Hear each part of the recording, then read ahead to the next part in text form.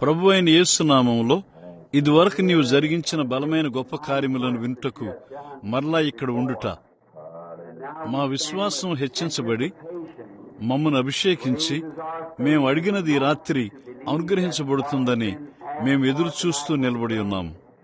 వారు అభ్యర్థించినవన్నీ వారిలో ప్రతి ఒక్కరిని నీవు ఎరిగి ఉన్నావు. విశేషంగా ప్రభువా, మరణమునకు సమీపంగా ఉన్న వారి కొరకు మేము ప్రార్థన చేయుచున్నాము. ఇదివరకే అది అక్కడ లేని యెడల వారికి సమాధానమును తెమ్ము, వారి దేహమునకు స్వస్థతను తెమ్ము. ప్రభువా, దాన్ని దయచేయము. మేము ఏకముగా ఎలాగూ వచ్చుటను దీవించండి. ప్రభువా, ఈ బుధవారపు కూటంలో మేము కూడి ఉండగా ఎక్కడ 2-3 కూడి ఉంటారో అక్కడ నీవు మాతో ఉంటానని మేము ఎరుగుదుము. ప్రభువా, ఈ రాత్రి నీ వాక్యము నిమ్మని మేము నిన్ను అడుగుచున్నాము. ప్రభువా, మాతో మాట్లాడండి. వింతగా మా హృదయములను వేడి చేయండి. మా ముందుంచబడిన ఆ గొప్ప సమయం కొరకు ప్రభు యొక్క రాకడ సమీపమై ఉన్నదని మేము నమ్మి ఉండగా మమ్ములను మేము ఎలా క్రమశిక్షణలో ఉంచుకోవాలో మేము ఎరుగుదుముగాక. విశ్వాసమనగా భావం ఏమిటో వారికి ప్రియమైన విశ్వాసమును కనుగొనుటకు ఆరంభించి ఉన్న ప్రజలను బట్టి ఇప్పుడు నీకు వందనములు. ఇంకను మా ముందుంచబడిన కూటములను బట్టి నీవు ఏదో చేయబోచున్నావని ఎరిగిన వారమై నమ్ముచున్నాము. ప్రభువా, ఆ ప్రాచీన దినముల్లో వలె సమయము సమీపమై ఉన్నదని ఈ చివరి దినమున నీవు ఆకాశ వాక్యములను విప్పి దేవుని వాగ్దానములను కుమ్మరిస్తావని మేము ఆశతో ఎదురు చూస్తున్నాము. ఈ దినమును మేము చాలా మంది నుండి వినియున్నట్లుగా ప్రతి చోట దేశముల చుట్టూ అవసరతలో ఉన్న మా అందరితో ఉండుమని ప్రభువా నిన్ను అడుగుచున్నాము. ప్రభువా, వారి మనవులను దయచేయము. ప్రపంచమంతటా ఈ గొప్ప కార్యముల కొరకు ఎదురు చూస్తున్న వారి మధ్యలో దేవుని యొక్క గొప్ప హస్తమును చూడాలని మేము ప్రార్థించున్నాము. మా పాపములను క్షమించుము. ప్రభువా, విధేయులైన సేవకులుగా దేవుని యొక్క చిత్తమునకు విధేయులుగా ఉండినట్లు మమ్మును మేము క్రమపరుచుకుందుముగాక. నీ ఆత్మ ద్వారా, నీ వాక్యము ద్వారా మమ్మల్ని శిక్షించుము. ఆదిమ క్రైస్తవులు ఏమి చేసి ఉన్నారో మేము గుర్తుంచుకొని మా హృదయముల్లో యోచించుటకు ప్రయత్నించనిమ్ము. నిన్ను వ్యక్తిగతంగా సంధించి ఉన్న వారిని మేము కలుసుకున్నట్లయితే ఎలాంటి ప్రజలను మేము కలుసుకుంటామో వారి ముఖములు తప్పక విశ్వాసంతో ఎలా సంతోషంతో పైకి లేపబడతాయో, వారి జీవితములు ఎలా సజీవమైన దేవుని వాక్యంగా ఉండి సరిగ్గా వారు ప్రజల మధ్యలో నడిచినప్పుడు మనుషులందరూ చదవబడే సజీవమైన పత్రికలుగా ఉంటాయో తండ్రి, మరొకసారి దాన్ని దయచేయము. ప్రభువా, పరిశుద్ధాత్ముడు దానికే ఇది మా గుండా జీవిస్తూ మా గుండా మాట్లాడినట్లు మా జీవితములు ఎంతగానో నీకు సమర్పించబడుగాక.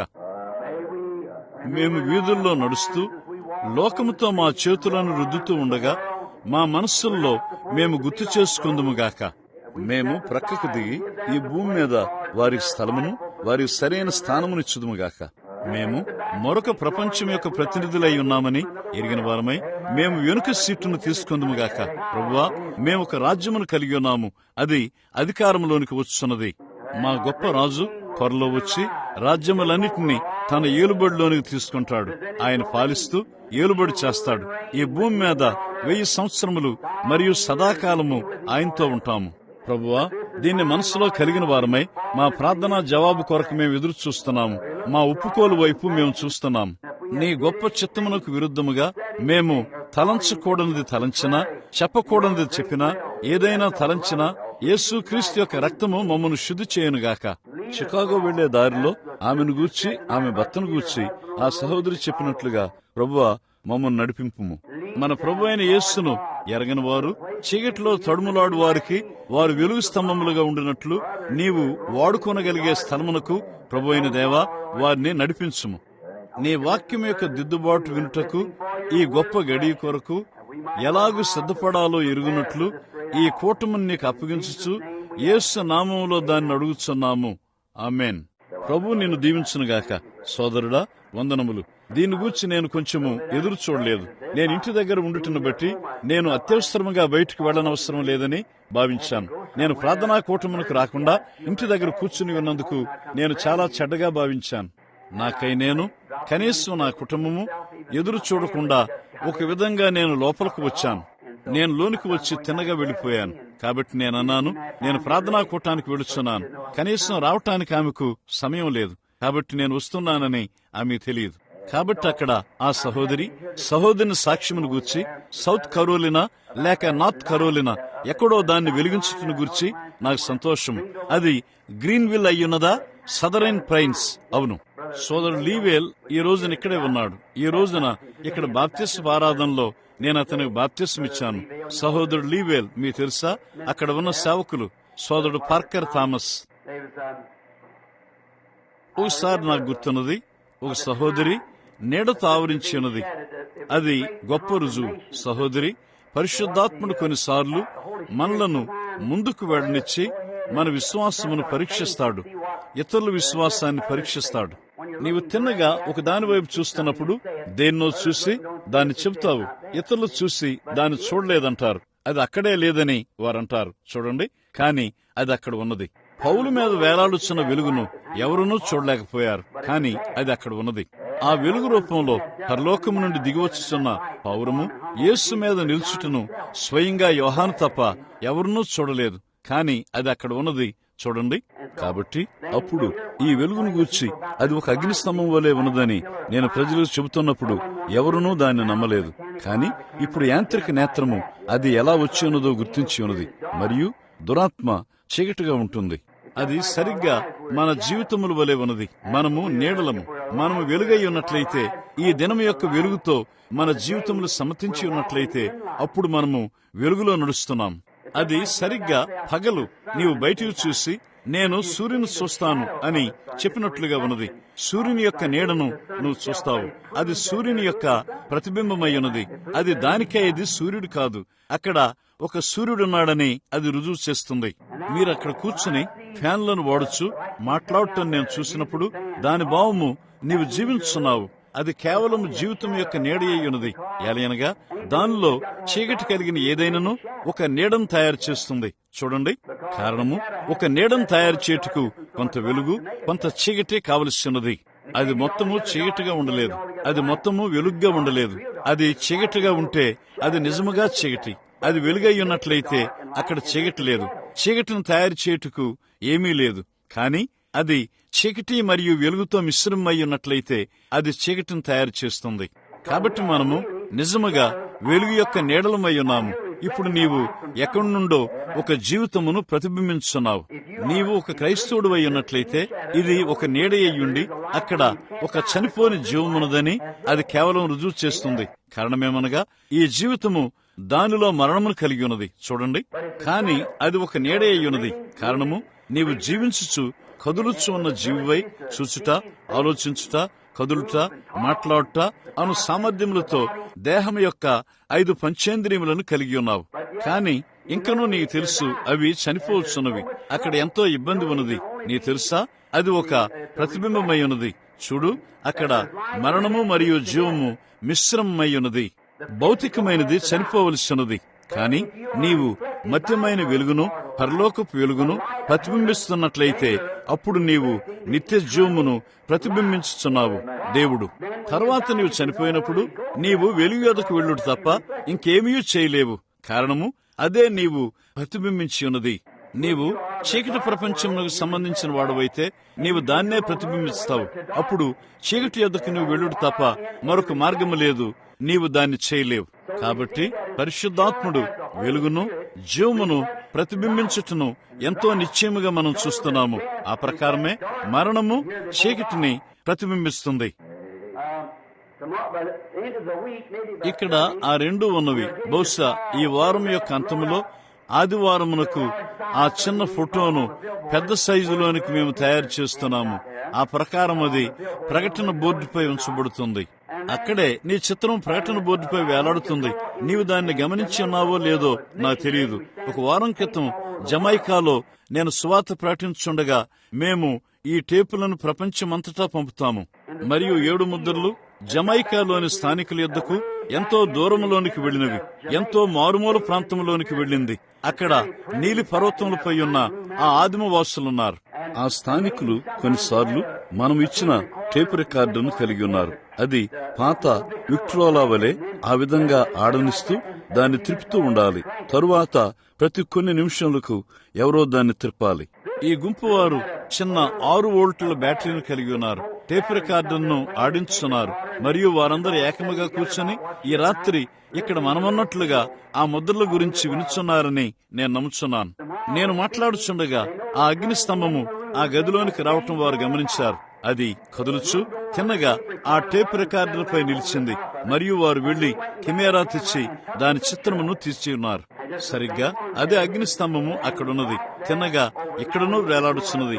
కాబట్టి మేము దాన్ని పెద్దదిగా చేసి ఆ ప్రకారం మీరు చూడగలిగినట్లు ప్రకటన బోర్డుపై ఉంచుతాం. దేవుని యొక్క కృప ఈ దినమున మనలను ఆయన సన్నిధిలోనికి తెచ్చి ఉన్నందుకు మనం ఎంతో కృతజ్ఞులమై ఉన్నాము.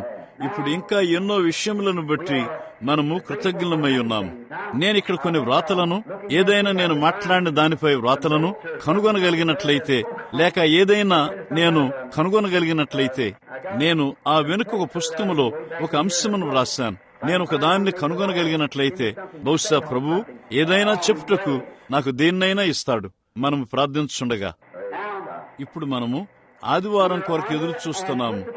నేను వర్తమానములు మాట్లాడుచున్నాను మరియు ఆదివారము నాకు మొరపెట్టనేలా మాట్లాడు, ప్రజలతో మాట్లాడి ముందుకు వెళ్ళమని చెప్పు అనే అంశం మీద నేను మిమ్మలను ఇక్కడ ఎక్కువసేపు ఉంచాను. ఆదివారము స్వస్థతా కూటమున్నది. రోగుల కొరకు మనం ప్రార్థన చేస్తాం. మీరు రోగుల యొద్దకు రండి. మనం ప్రార్థించినప్పుడు వారు స్వస్థత పొందకపోయినట్లయితే అక్కడ తప్పక ఒక కారణం ఉంటుంది. ప్రభు చిత్తమైన యెడల ఆదివారం ఉదయమున నేను ఒక చిన్న ప్రసంగమును చేస్తాను. కాబట్టి నేను స్వస్థతా కూటమును కలిగి ఉండి ప్రజలందరి కొరకు ప్రార్థిస్తాను. ఆదివారం ఉదయమున బిల్లీ పాల్ గాని మరి ఎవరైనా ఆలయం తెరవబడినప్పుడు ప్రజలు వచ్చుచుండగా వారు ఎప్పుడు లోనికి వచ్చినా వారికి ప్రార్థనా కార్డులను ఇస్తారు. ఇప్పుడు నేను ప్రయత్నిస్తాను. ఏ కారణముల చేత కొందరు ప్రజలు ఎందుకు స్వస్థత పొందరో దేవుడు నాకు కొంత అంతర్దృష్టినిచ్చాడని నేను నమ్ముతాను. అది అవగాహన లేకపోవటని నేను నమ్ముతాను. బహుశా ఆదివారం ఉదయమున ప్రభు చిత్తమైన యెడల నేను దాని మీద మాట్లాడతాను. ఇప్పుడు బుధవారం రాత్రి ప్రార్థనా కూటము చాలా చిన్న కూటము. మనమంతా ఏకమై ప్రార్థిస్తాము, ఒకరితో ఒకరము సహవాసం చేస్తాం. కొన్నిసార్లు ఈ దినమున నేను కనుగొన్న అతి గొప్ప విషయముల్లో ఒకటేమనగా యథార్థత లోపించుటేనని నేను నమ్ముతున్నాను. చూడండి దేవుడు ఈ దినమున ఏం చేశాడో జాన్ వెస్లీ దినముల్లో చేసి ఉంటే, లేక మార్టిన్ లూథర్ కాలంలో చేసి ఉంటే ఏమయ్యేది? ఇప్పుడు ఆయన చేస్తున్న కార్యము సంఘము ద్వారా, ఆత్మ ద్వారా ప్రతి కదలిక రుజువు చేయబడింది. దాని యొక్క రసాయనము గుర్తించబడాలి. దేవుని యొక్క వాక్యము అది నెరవేరక ముందు దాన్ని చెప్పుచున్నది, దాన్ని ప్రకటించున్నది. తరువాత దానిపై కదిలి ప్రవచిస్తూ ఆయన చెప్పిన దాన్ని చూపుతున్నప్పుడు ఖచ్చితంగా ఆయన ఏం చెప్పాడో అది పరిపూర్ణంగా నెరవేరుచున్నది. మనం ఇంకనూ కూర్చుని సోమరితనముతో ఆశ్చర్యపోతున్నాము. మంచిది, ఆ భావము అది నేనేనా? మొత్తానికి దాని భావము సంగమని ఆశ్చర్యపోతున్నామా, లేక నేను నిజంగా దానిలో చేర్చబడి ఉన్నానా అని ఆశ్చర్యపోతున్నానా? ఆదివారం ఉదయమున ఆ నియమములలో కొన్నిటిపై మాట్లాడతాను. అది కొంచెము మనలను వెలిగిస్తుంది. ఈ రాత్రి ఇక్కడికి రాకముందు ఒక దాన్ని కనుగొని దాన్ని చూశాను. నేను అనుకున్నాను, నేను ఇక్కడికి వెళ్ళినప్పుడు ఒకవేళ సహోదరుడు నెవిల్ లేచి మాట్లాడండి అని చెప్పి కూర్చోవటం జరిగితే, చూడండి, నేను కూర్చొని కొన్ని లేఖనములు వాసుకుంటూ మంచిదని అనుకుంటాను. కారణము నాకు తెలుసు, ఆయన ఒక చక్కని సోదరుడు. ఆయనను మనం మెచ్చుకుంటాం. వాక్యము కొరకు మనం ప్రార్థించక ముందు అక్కడ 2 సోదరులను గుర్తించాలని నేను కోరతాను. కనీసం నేను వారి యొక్క పేర్లను సైతం పిలవలేను. వారు ఇక్కడ ఉన్నారు, నా స్నేహితులు. వారు సువార్త పొలములో బయటికి వెళుతున్న సేవకులు మరియు సువార్తికులు. వారు టేపు ద్వారా వర్తమానమును విన్నారు. వారు బయట శాఖా సంగములలో ఉన్నారు. 2 యవనస్తులు.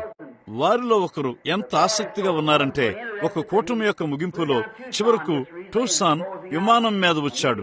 నేను బిజినెస్ మెన్స్ బ్రేక్ఫాస్ట్ లో ఉన్నానని అనుకుంటాను. ఆ యవనస్తుడు, చక్కని యవనస్తుడు అక్కడికి వచ్చాడు. వారు కాన్సాస్ నుండి వచ్చారు. నేను వారికి వివాహం చేయాలని ఎంతో దూరం నుండి ఇక్కడికి వచ్చారు. నేను దాన్ని మెచ్చుకుంటాను. నీ ప్రార్థనల యందు తగినంత నమ్మకముంచిన వారు దేవుడు నీ ప్రార్థన వింటాడని, జవాబిస్తాడని నమ్మిక ఉంచిన వారిని గురించి తలంచుట యవనస్తులు వారి జీవితంలో ప్రారంభించున్నారు. నేను వారికి వివాహం చేయాలని వారు నిన్నెక్కడికి వచ్చినప్పుడు ఇండియానా రాష్ట్ర చట్టం కోరినదేమనగా వారికి రక్త పరీక్షలు సైతము అవసరమని నేను కనుగొన్నాను. వారికి వివాహం జరిగించక ముందు వారు 3 దినములు వేచి ఉండవలసి వచ్చింది. కాబట్టి శుక్రవారం ఉదయం వరకు వారికి వివాహం జరిగించబడలేదు. ఆ చివరిలో ఉన్న మన సహోదరుని నేను అడుగుతాను, అతనెవరో, అతని ప్రియమైన చిన్న స్త్రీ మరియు తరువాత సోదరుడు.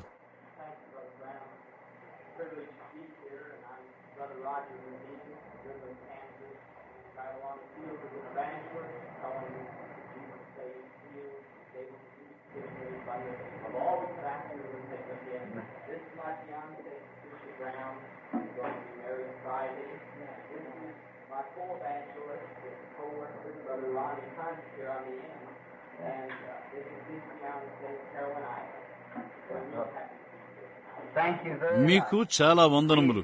నిశ్చయంగా ఈ యవన ప్రతినిధులను ప్రభువైన యేసు పని కొరకు వారి పనిలో వేగిరిపరచుటకు దేవుని దీవెనలు వారిపై కోరుచున్నాను.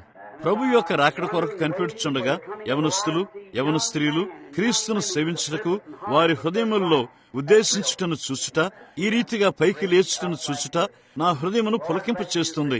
నేను ఆశ్చర్యపోవచ్చున్నాను. నా సహోదరుడా, నా సహోదరి, ప్రభు మిమ్మల్ని సమృద్ధిగా దీవించునుగాక. ఇప్పుడు మనము ఆ చిన్న గ్రంథములోని తిరుగుదాం. నేనెన్నడూ నా జీవితంలో ఆ చిన్న గ్రంథములో నుండి మాట్లాడలేదు. దానిలో ఒకే ఒక అధ్యాయం ఉన్నది, అదే ఫిలోమోను గ్రంథం. నేను కొంచెము ఐరిష్ వాడను. కొన్ని పళ్లను వాటి స్థానములో పట్టుకొనుటకు నా పళ్ల చుట్టూ క్రింద ఒక వైరు చుట్టబడి ఉన్నది. కొన్నిసార్లు ఈ పేర్లను నేను సరిగ్గా ఉచ్చరింపలేను. అవి ఏమై ఉన్నవో నేను ఎరిగి ఉన్నప్పటికీ నాకు విద్య లేని కారణమున కొన్నిసార్లు నేను వాటిని సరిగ్గా ఉచ్చరించలేను. కాబట్టి ఫిలేమోను అని ఎవరో వెనక చెప్పారు. అది సరైన ఉచ్చారణ అని నేను అనుకుంటాను. ఇప్పుడు మొదటి వచనము, దాని నుండి ఒక మాట గాని 2 మాటలు గాని నేను తీసుకుంటాను.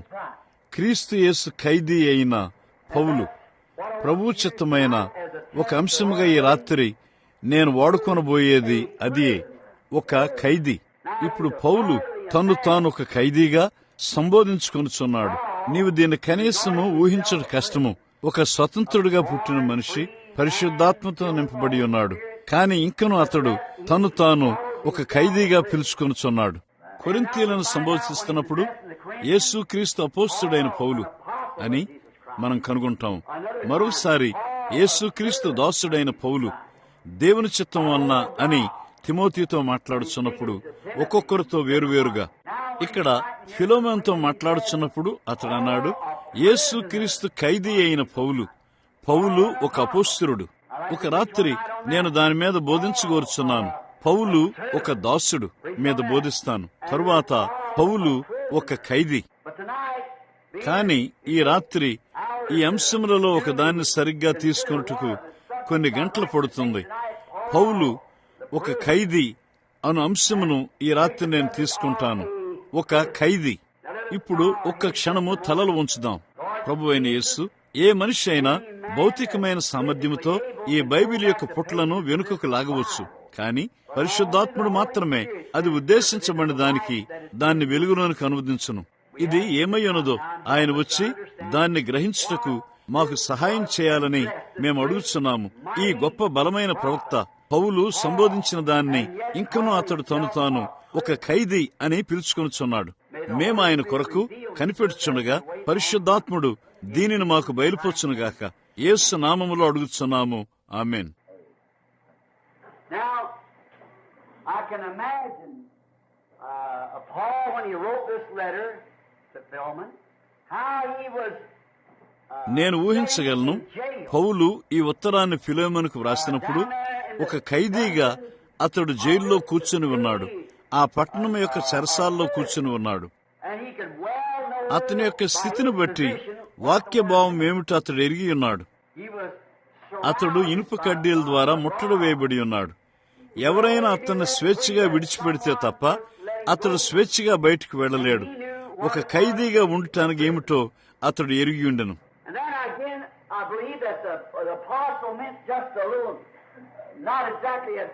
మరలా ఈ అపోస్తలుడు ఖచ్చితంగా తన ప్రస్తుతపు స్థితిని గూర్చి, భౌతికంగా జైల్లో కూర్చుండుటను గూర్చి సంబోధించట్లేదు. కాని అతని ఆత్మను గూర్చి, అతని ఉనికిని గూర్చి, అతని చిత్తమును గూర్చి, యేసు క్రీస్తుకు ఖైదీగా ఉండుటను గూర్చి అతడు సంబోధించున్నాడని నేను నమ్ముచున్నాను. మనకిష్టమైన నిర్ణయం తీసుకున్నట్టుకు ఒక స్వేచ్ఛా సమ్మతితో కూడిన నైతిక బాధ్యత గల కర్తగా మనమందరము జన్మించి ఉన్నాము. దేవుడు న్యాయముగా దాన్ని చేశాడు. కారణము, ప్రతి మనిషిని ఆయన అదే ఆధారంపై ఉంచవలను. లేనిచో మొదటి మనిషిని ఆయన తప్పు ఆధారంపై ఉంచినట్టే. అదేమనగా స్వేచ్ఛా సమ్మతితో కూడిన నైతిక బాధ్యతపై అతడు ఉంచబడ్డాడు. చూడండి, ఈ రాత్రి సరిగ్గా మనము ఆదాము మరియు హవ్వల వలె ఉన్నాము. అక్కడ వేరైనది లేదు. తప్పు మరియు ఉప్పు మనలో ప్రతి ఒక్కరి ముందు ఉంచబడింది. మరణము మరియు జీవము మనము మన ఎంపికను చేయవచ్చు. దాన్ని చేయుట నీ ఇష్టము. చూడండి, ఆ విధంగానే ఆదాము మరియు హవ్వ చేశారు. చూడండి, వారు తప్పు ఎంపికను చేశారు. దాన్ని బట్టి మొత్తము మానవాడినంతటిని మరణము కింద, మరణపు జరిమానా కింద ఉంచారు. తరువాత దేవుడు మానవ రూపంలో దిగివచ్చి మరణమును భరించి మరణము యొక్క జరిమానాను చెల్లించాడు. ఇప్పుడు ఆయన ఏలికలు విడుదల పొందగోరు వారు స్వతంత్రులుగా వెళ్ళవచ్చును. ఇప్పుడు ఆదాము మరియు హవ్వను తీసుకున్న అదే విధానములో మనలను ఆయన తీసుకొని పోయినట్లయితే, మనలను దేని ద్వారానో లాగి నీవు కోరినా లేక కోరకపోయినా నిన్ను రక్షిస్తాను అని అంటే, అప్పుడు ఆయన ఆదాము మరియు హవ్వను తప్పు ఆధారంపై ఉంచి ఉన్నాడు. చూడండి, కాని మనలో ప్రతి ఒక్కరూ ఈ దినమున మరణము మరియు జీవం మధ్య ఎంపిక చేసుకొనవలసి ఉన్నది. మనము దాన్ని చేయగలము. నేనిప్పుడే చెప్పి ఉన్నట్లుగా నీవు ఖచ్చితంగా ఏ వైపున ఉన్నావో నీ జీవితం రుజువు చేస్తుంది. నీవు ఏ వైపున ఉన్నావని చెప్పినా నేను లెక్క చేయను. నీవు ఏం చేస్తున్నావో, ప్రతిరోజు నీవు ఏమై ఉన్నావో అదే రుజువు చేస్తుంది. పాత సామెతను మీరు విన్నారు. నీ జీవితమే ఎంతో బిగ్గరగా ఉంటుంది. నీ సాక్ష్యము నేను వెళ్ళాను. చూడండి, నీ చర్యలే ఎంతో బిగ్గరగా ఉంటాయి. నేను ఎల్లప్పుడూ కేకలు వేయటయందు, ఎగురుటయందు నమ్మిక ఉంచాను. కాని నేను ఎల్లప్పుడూ చెప్పాను, నీవు జీవించుతున్న దానికంటే ఎత్తుగా ఎగరవద్దు. ఎలయనగా ప్రపంచము దాన్ని గమనించున్నది. నీవు చూడు, నీవు తప్పక నీవు జీవించినంత ఎత్తే ఎగురు. కారణము, ఎవరో నిన్ను గమనించున్నారు. ప్రజలు సంగమునకు రారు. అనేక మంది దాన్ని చేయరు. వారిలో సంగమునకు రాని వారు యథార్థవంతులున్నారు. వారు సంఘములో ఎంతో చెడుగును చూసి ఉన్నారు. చివరకు వారు దానితో చేసేదేమీ లేదు. అనేక సార్లు దాని మీద చప్పటి తలంపుతో మనం మాట్లాడుచున్నాము. నీవు కనీసము వారిని నిందించలేవు. చూడండి, కారణము ప్రజల ప్రవర్తన బట్టి వాళ్ళు తమను తాము క్రైస్తవులమని పిలుచుకుంటారు. ప్రపంచమునకు అతిపెద్ద అడ్డుబండగా ఉన్నవారెవరనగా తాము క్రైస్తవులమని చెప్పుకొనుచు వారి ఒప్పుకోలుకు భిన్నమైన జీవితమును జీవించున్న స్త్రీ పురుషులు ఖచ్చితంగా వారే సత్యము. తీర్పునొద్ద నిరాశలు ఉండబోచున్నవి. ఒక పాపి, ఒక జోదగాడు, ఒక వ్యభిచారిణి, ఒక దొంగసారాయి విక్రయించేవాడు నిత్యాగ్నిలోనికి పొండి అని వారి శిక్షణ వినుటకు వారు నిరాశ చెందరు. అతడు నిరాశ చెందడు. కాని ఒక రకమైన సంఘ ఒప్పుకోలు వెనుక తను తాను దాచుకొనుటకు ప్రయత్నించువాడే, ఆ కుర్రవాడే తీర్పు దినమున నిరాశ చెందబోచున్నాడు. చూడండి, ఒక క్రైస్తవుడిగా చెప్పుకుంటూ మరొక రీతిగా జీవించువాడు. అతడు అలాంటి ఒప్పుకోలను కనీసము చేసి దాన్ని ప్రారంభించి మరొక భిన్నమైన జీవితం ప్రారంభించడం కంటే అతడు ఎన్నడూ ఆ ఒప్పుకోలు చేయకుండుటే మంచిది. కారణమేమనగా, నేను ఒక క్రైస్తవుడిని చెప్పుకొనుచు మరొక రీతిగా జీవించువాడే మనము కలిగి ఉన్న అతి గొప్ప అభ్యంతరపరచుబండ. ఎల్లప్పుడూ అద్భుతములు చేయుటకు నీవు ఎంత శక్తిని కలిగి ఉన్నావు అని నీ జీవితమునకు తీర్పు తీర్చుకొనవద్దు. వాక్యములో మనకు ఎంత జ్ఞానమున్నదా అని మనము తీర్పు తీర్చుకొనలేము. కాని ఎల్లప్పుడూ వెనుకకు చూసి నీ జీవితం యొక్క లెక్కను తీసుకుని ప్రస్తుతము నీ జీవితము ఏ రకమైన ఫలమును ఫలించున్నదో చూసుకొనుము. చూడండి, కొద్ది కాలం క్రితం ఆరిజోనాలోని ఫినిక్స్ లోని బిజినెస్ మెన్స్ మీటింగ్ లో క్రీస్తు యొక్క ప్రతిబింబము క్రైస్తవ జీవితమును ప్రతిబింబించుటను గూర్చి నేను బోధించి ఉన్నట్లుగా, నేను కెంటక్కీలో జన్మించానని చెప్పాను. విశేషంగా నేను బాలుడుగా ఉన్నప్పుడు అది చాలా పురాతన స్థలమై ఉన్నది. ఈ కుర్రవాడు ఎన్నడూ మనం కలిగి ఉన్నట్లుగా ఇంటిని కలిగి ఉండలేదు. ఇక్కడ మనము ఈ చక్కని స్త్రీలు వారి వెంట్రుకలను సరిదిద్దుకొనుటకు అద్దములను కలిగి ఉన్నారు. కానీ ఇతడు ఓ చిన్న అద్దమును కలిగి ఉన్నాడు. అది బయట చెట్టుకు కట్టబడి ఉన్నది. అక్కడ వారి తల్లి తండ్రి స్నానము చేయబల్లన్నది. ఆ చిన్న పాత అద్దము చూసి అక్కడే వారు తలదూకుంటారు. నిజానికి అలాంటి గృహమునే మేమును కలిగి ఉన్నాము. పిల్లలమైన మేము ఎవరైనా అద్దం చూడాలనుకుంటే ఆ బల్ల మీదకి ఎక్కి దాన్ని చూస్తాము. నేనే ఒకసారి దాన్ని చెత్తలో నుండి ఏరి తెచ్చి పెట్టాను. అది కెంటక్కీలో కాదు, అది ఇండియానాలోని ఇటుకా పైకి పోద్దా. ఇప్పుడు ఈ చిన్న బాలుడు ఎన్నడూ అద్దమును చూసి ఉండలేదు. కాబట్టి అతడు తన అమ్మమ్మను దర్శించుటకు పట్టణమునకు వచ్చి ఉండెను. అమ్మమ్మ ఇంట్లో ఒక పెద్ద అద్దమును కలిగి ఉండెను. ఇతడు పరిగెత్తున్నప్పుడు ఆ చిన్న బాలుడు కూడా అద్దంలో పరిగెత్తాడు. కాబట్టి అతడు ఈ చిన్న బాలుడు ఏం చేస్తాడో చూడాలని అతడు ఆగాడు. అతడు ఆగినప్పుడు ఈ బాలుడు కూడా ఆగాడు. అతడు తన తలను ప్రక్కకు తిప్పినప్పుడు ఈ కురవాడు కూడా తలను ప్రక్కకు తిప్పాడు. అతడు తన తలను గోకినప్పుడు ఈ చిన్న బాలుడు కూడా తన తలను గోకాడు. చివరగా దాన్ని పరీక్షించుటకు దగ్గరగా వెళ్ళాడు. చుట్టూ తిరిగాడు. ఆశ్చర్యంగా అతని తల్లి, అతని అమ్మమ్మ అతన్ని గమనిస్తున్నారు. అతడు అన్నాడు, అది నేనే అన్నాడు. కాబట్టి నేనన్నాను, మనము కూడా ఒక దాన్ని ప్రతిబింబించుతున్నాము. చూడండి, మన జీవితము ప్రతిబింబించబడుచున్నది. ఇప్పుడు మనము నోహు దినముల్లో జీవించి ఉంటే మనము ఎవరి పక్షమున నిలబడేవారము? నోహు జీవించిన ఆ గొప్ప దినమున మనము ఎవరి పక్షమున నిలబడేవారము? మోషే దినముల్లో మనము ఎవరి పక్షమున నిలబడేవారము? ప్రవక్త అయిన ఏలియా కాలంలో ప్రపంచమంతయు అధునాతన జనముగా, అధునాతన యెజబెలు వలె అగాధములోనికి వెళ్ళినప్పుడు యెహోవా సేవకులందరినీ లోక విధానములో ఆమె వదిలించుకున్నప్పుడు నీవు ఎవరి పక్షము నిలబడేవాడవు? సంఘము మరియు యాజకులందరూ ఆమెకు మొక్కుచుండిరి. నీవు పేరు ప్రఖ్యాతుల వైపు నిలబడేవాడవా, లేక ఏలియా పక్షము నిలబడేవాడవా? ప్రభు అయిన యేసు దినముల్లో ఈ పేరు ప్రఖ్యాతులు లేని వ్యక్తిని గురించి తలంచినప్పుడు ప్రపంచం ద్వారా విద్యను అభ్యసించిన వ్యక్తి ఆయన ఏ పాఠశాలకు వెళ్ళినట్లు, ఏ వేదాంత పాఠశాలకు ఆయన వెళ్ళినట్లు వారు కనుగొనలేదు. తర్వాత అక్రమమైన జన్మ అను పేరుతో పెంచబడినవాడు ఆయన బయటకు వచ్చి వారికి నేర్పబడిన దానికి వ్యతిరేకంగా సువార్తను బోధించున్నాడు మరియు సేవకులను, వారి సంస్థలను దోషులని తీర్పు తీర్చున్నాడు. అప్పుడు సంస్థలు ఒక ప్రకటన చేసి ఉన్నవి, ఎవరైనాను కనీసము ఈ పేరుగాంచిన ప్రవక్త మాటలు వినుటకు వెళ్ళినట్లయితే అట్టి వారిని మేము సమాజ మందిరములో నుండి వెలివేస్తాము అన్నారు. అది ఒక నైతిక పాపము. అందుకు వారు లెక్క చెప్పవలసి ఉన్నది. కేవలము గొర్రెపిల్ల రక్తము కింద మాత్రమే వారు ఆరాధించగలరు. వారు ఒక బలి అర్పణ దగ్గరకు రావలసినది. లేనిచో వారు బహిష్కరించబడిన వారు. అది ఎలాంటి గొప్ప సంగతి! ఈ మనిషి అలాంటి దాన్ని లెక్కించలేదు. ఇంకనూ ఆయన పరిపూర్ణంగా లేఖనముతో ఉన్నాడు. అయితే వాడు దాన్ని ఎరిగిన మార్గంలో కాదు. నీవు ఎవరి పక్షమును వహించేవాడవు? చూడండి, ఇప్పుడు నీవు జీవిస్తున్న జీవితము అప్పుడు నీవు ఏం చేసేవో దాన్ని ప్రతిబింబిస్తుంది. కారణము నీవింకనూ అదే ఆత్మతో నింపబడి ఉన్నావు. చూడండి, ఇప్పుడు వారితో నీవు వారి పక్షమును తీసుకుంటే అప్పుడు నీవు దాన్నే చేసి ఉండేవాడు.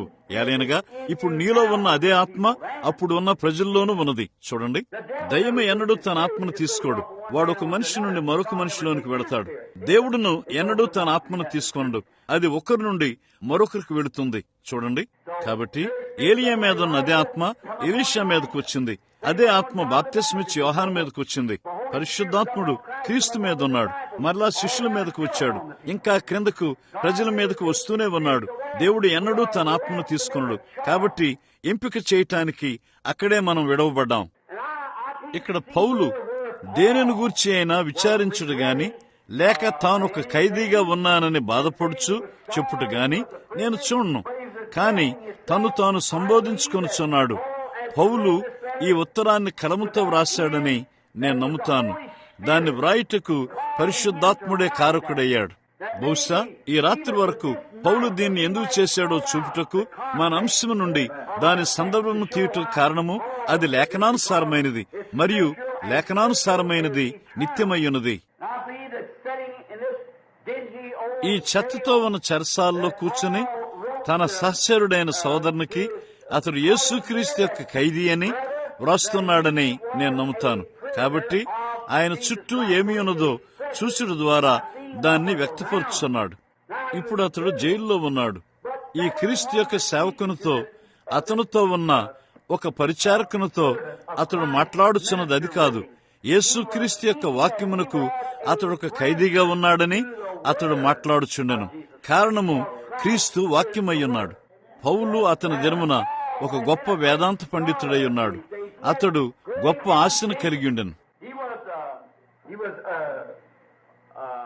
అతని దినమున ఉన్న అతి గొప్ప పాఠశాలలో ఒక దానికి వెళ్లి అతని దినమున ఉన్న గొప్ప పండితుడైన గమలియేలు అని పేరు కలిగిన మనిషి ద్వారా అతడు తర్ఫీదు పొంది ఉన్నాడు. ఉదాహరణకు మనం చెప్పినట్లు వీటన్ లేక బాబ్ జోన్స్ లేక ఒక గొప్ప మూల సిద్ధాంత పాఠశాల ఒక వాక్య పరిచారకునిగా అతడు నేర్పింపబడ్డాడు. అతడు బాగా చదువుకున్నాడు, చురుకైన వాడు, ఒక గొప్ప ఆశ గల తెలివైన బాలుడు. బహుశా ఒక దినమున తన ప్రజలకు ఒక యాజకుడిగా గాని లేక ఒక ప్రధాన యాజకుడిగా గాని మారతానని అతడు అనుకున్నాడు. అతడు ఒక ఆశను కలిగి ఉన్నాడు. తరువాత ఈ గొప్ప ఆశను బట్టి చూస్తే అతని జీవితమంతా తర్ఫీదు పొంది ఉన్నాడు. బహుశా 8 లేక 10 సంవత్సరముల వయస్సు నుండి 30-35 సంవత్సరముల వయస్సు వరకు తర్ఫీదు పొందాడు.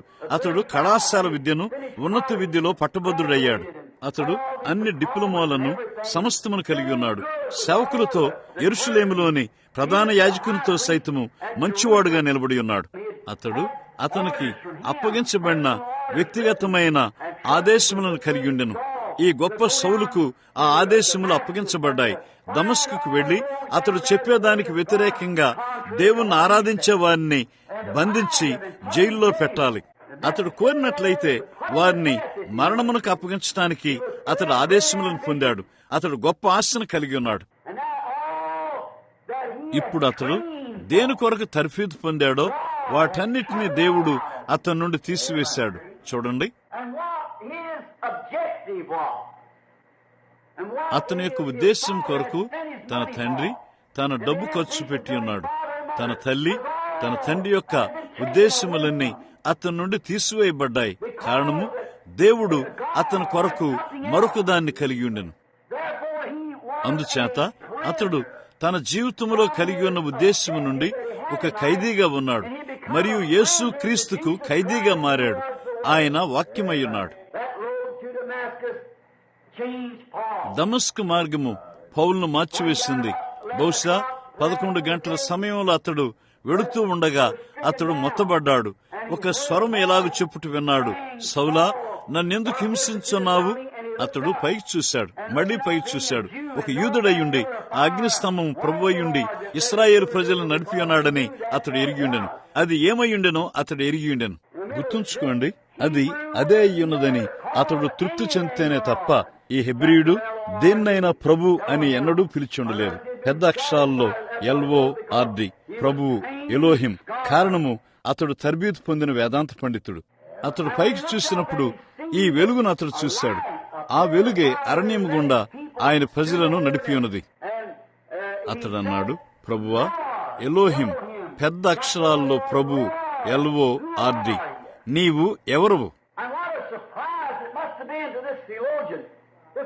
నేను యేసును అని చెప్పుట ఈ వేదాంత పండితునికి తప్పక ఎలాంటి ఆశ్చర్యంగా ఉంటుంది. ఆయనకే అతడు వ్యతిరేకమై ఉన్నాడు. ఎలాంటి మార్పు!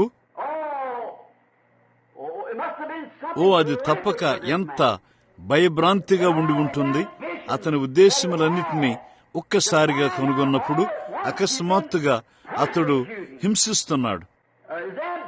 అతని ఉద్దేశములు అతడు ఉద్దేశించిన ముఖ్యమైన దాని నుండి ఎంతో దూరంగా తీసుకుని వెళ్ళినవి.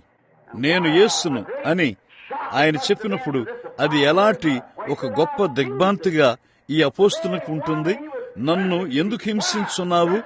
ఆయన్నే అతడు హింసించున్నాడు. ఒక చిన్న దృష్టాంతమును మనం ఇక్కడ విడుద్దాం.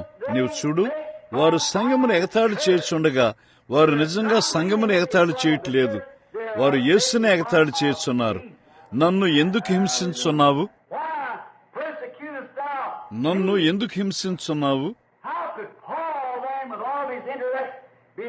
పౌలు తన జ్ఞానమంతటితో ఈ చిన్న గుంపును హింసించున్నప్పుడు అతడు సేవించున్నానని చెప్పుకొనుచున్న ఆ దేవుణ్ణే హింసించున్నట్లు అతడు ఎలా నమ్మగలడు? నేను దాని వివరణలోనికి వెళ్ళట్లేదు. నా భావము ఏమయ్యున్నదో తెలుసుకుంటూ మనం బాగా తర్బీతు పొందిన వారమని నేను ఆలోచిస్తాను. అదే ఈ రోజున సంభవించున్నది. పౌలు తన అజ్ఞానము ద్వారా అతడు హింసించుచున్న వారి దీనత్వముతో ఈ మనిషిని ఇదివరకే ప్రభువుగా అంగీకరించిన విద్య లేని గలిలయుల కంటే ఎంతో చురుకైన వాడు మరియు తెలివిగలవాడు. కాని పౌలు తన గొప్ప బోధతో, తన తెలివితేటలతో దాన్ని అంగీకరించలేకపోయాడు. ఈ మార్గములో అది అతనికి తప్పక ఎలాంటి మార్పు అయ్యున్నది. అతడు గుడ్డివాడుగా మొత్తబడ్డాడు. ఆ ప్రకారం అతడు తన పనిని కొనసాగించలేడు. కాబట్టి అతడు తిన్నని అను ఒక వీధికి ఒకరి గృహమునకు నడిపింపబడ్డాడు. అప్పుడు అననీయ అని పేరు గల ప్రవక్త అతడు రావటం, అతడు ఎక్కడున్నాడో దర్శనంలో చూశాడు. అక్కడికి వెళ్లి అతను చూశాడు. సోదరుడా సౌలా, మార్గములో నీవు ప్రత్యక్షమైన ప్రభువు నీ మీద చేతులుంచి నీవు దృష్టి పొంది పరిశుద్ధాత్మతో నింపబడవలనని నన్ను నీ యొద్దకు పంపియున్నాడు. చూడండి, అతడిక్కడున్నాడు. అది తప్పక పౌలుకు ఎలాంటి కార్యంగా ఉంటుంది. చూడండి, అతడు తర్ఫీదు పొంది చేయవలసి ఉన్న దానంతటికి వ్యతిరేకంగా మారింది. కాబట్టి ఇప్పుడు అతడు కలిగి ఉన్న విద్య అంతటితో అతడు సరిగ్గా సున్నాగా మారాడు.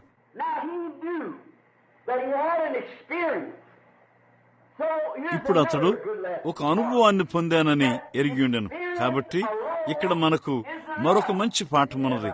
అదేమనగా అనుభవం మాత్రమే చాలదు, అది తప్పక ప్రభు వాక్య ప్రకారమై ఉండాలి. కాబట్టి అతడు దీన్ని చూసిన తర్వాత అది ఎంతో గొప్పదై ఉన్నదని, దాన్ని ఎవరు అతనికి ముందు స్వీకరించి ఉన్నారని ఎరిగిన వాడై అరేబియాకు వెళ్ళాడు. అప్పుడు ఉన్న పాత నిబంధన తీసుకుని అరేబియా అరణ్యానికి వెళ్లి 3.5 సంవత్సరములు అక్కడ అతని అనుభవమును లేఖనానుసారమైనదో లేదో పోల్చుకున్నాడు. ఇప్పుడు బాగుంది, అతడు అది కొంచెం గాలి విస్తున్నట్లుంది అని ముందుకు వెడితే, నేను నా జ్ఞానమునే వెంబడిస్తానంటే ఇప్పుడు ఒక ఖైదీగా, ఒక చెరగా అతడు మారవలసి ఉండెను. కాబట్టి దాన్ని పోల్చిన తర్వాత దాన్ని చూసి ఆశ్చర్యం లేదు, అతడు ఒక మాదిరిగా హెబ్రీ పత్రికను వ్రాశాడు. చూడండి, 3.5 సంవత్సరములు అక్కడ ఉండి వాక్యములో ఉంచబడ్డాడు. ఆయనను పిలిచిన ఆ దేవుడే ఆయన తెలివితేటలన్నీ మార్చివేసి అతనిని వెనుకకు తీసుకుని వెళుచున్నాడు. అతడు ఎన్నడైనా తలంచినదంతా, అతడు ఎన్నడైనా నేర్చుకున్నదంతా మార్చివేసి ఉన్నాడు. అతని ఉద్దేశములన్నిటినీ అతని నుండి తుడిచివేసి ఉన్నాడు. అప్పుడు అతడు ఒక ఖైదీగా మారాడు. దేవుని యొక్క ప్రేమ ఎంత అమోఘమై ఉన్నదనగా, ఎలాంటి ప్రత్యక్షత! చివరికి అతడు దాని నుండి దూరంగా వెళ్లలేకపోయాడు. అదే దేవుణ్ణి కలుసుకును ప్రతి నిజ విశ్వాసి యొక్క నిజమైన అనుభవమైనది.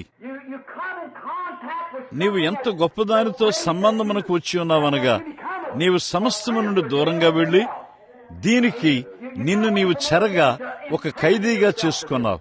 ఒకసారి అది వ్యక్తపరచబడింది. యేసన్నాడు, పరలోక రాజ్యము ముత్యములను కొను ఒక మనిషిని పోలి ఉన్నది. తరువాత అతడు ఆ గొప్ప ముత్యమును కనుగొన్నప్పుడు ఆ ఒక్క ముత్యమును కొనుటకు తన యొద్దనున్న సమస్తమును అమ్మివేశాడు. అది అలాగునే ఇక్కడ ఉన్నది.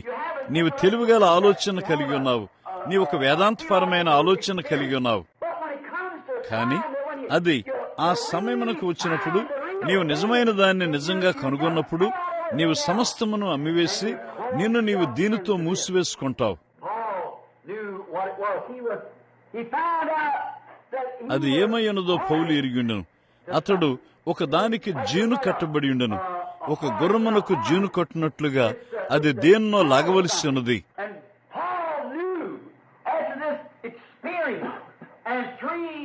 3.5 సంవత్సరములు అతని అనుభవమును బైబిల్తో పోల్చుచు అతడు దాన్ని ఎరిగి ఉండెను.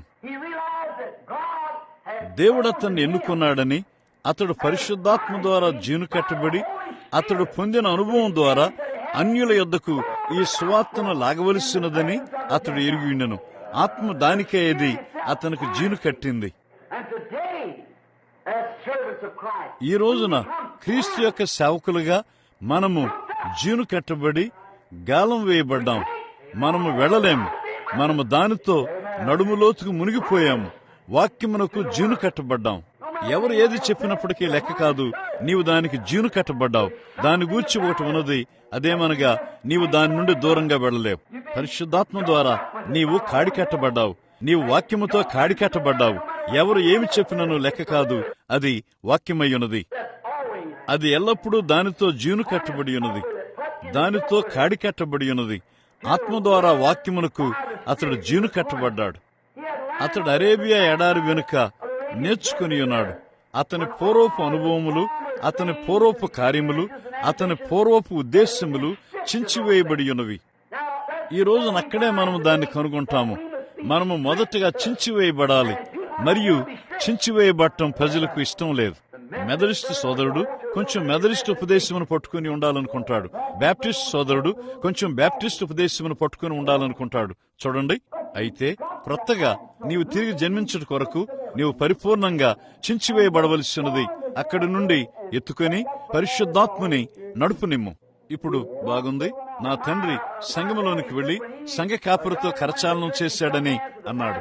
అతడు ఒక మంచి నమ్మకమైన సభ్యుడు.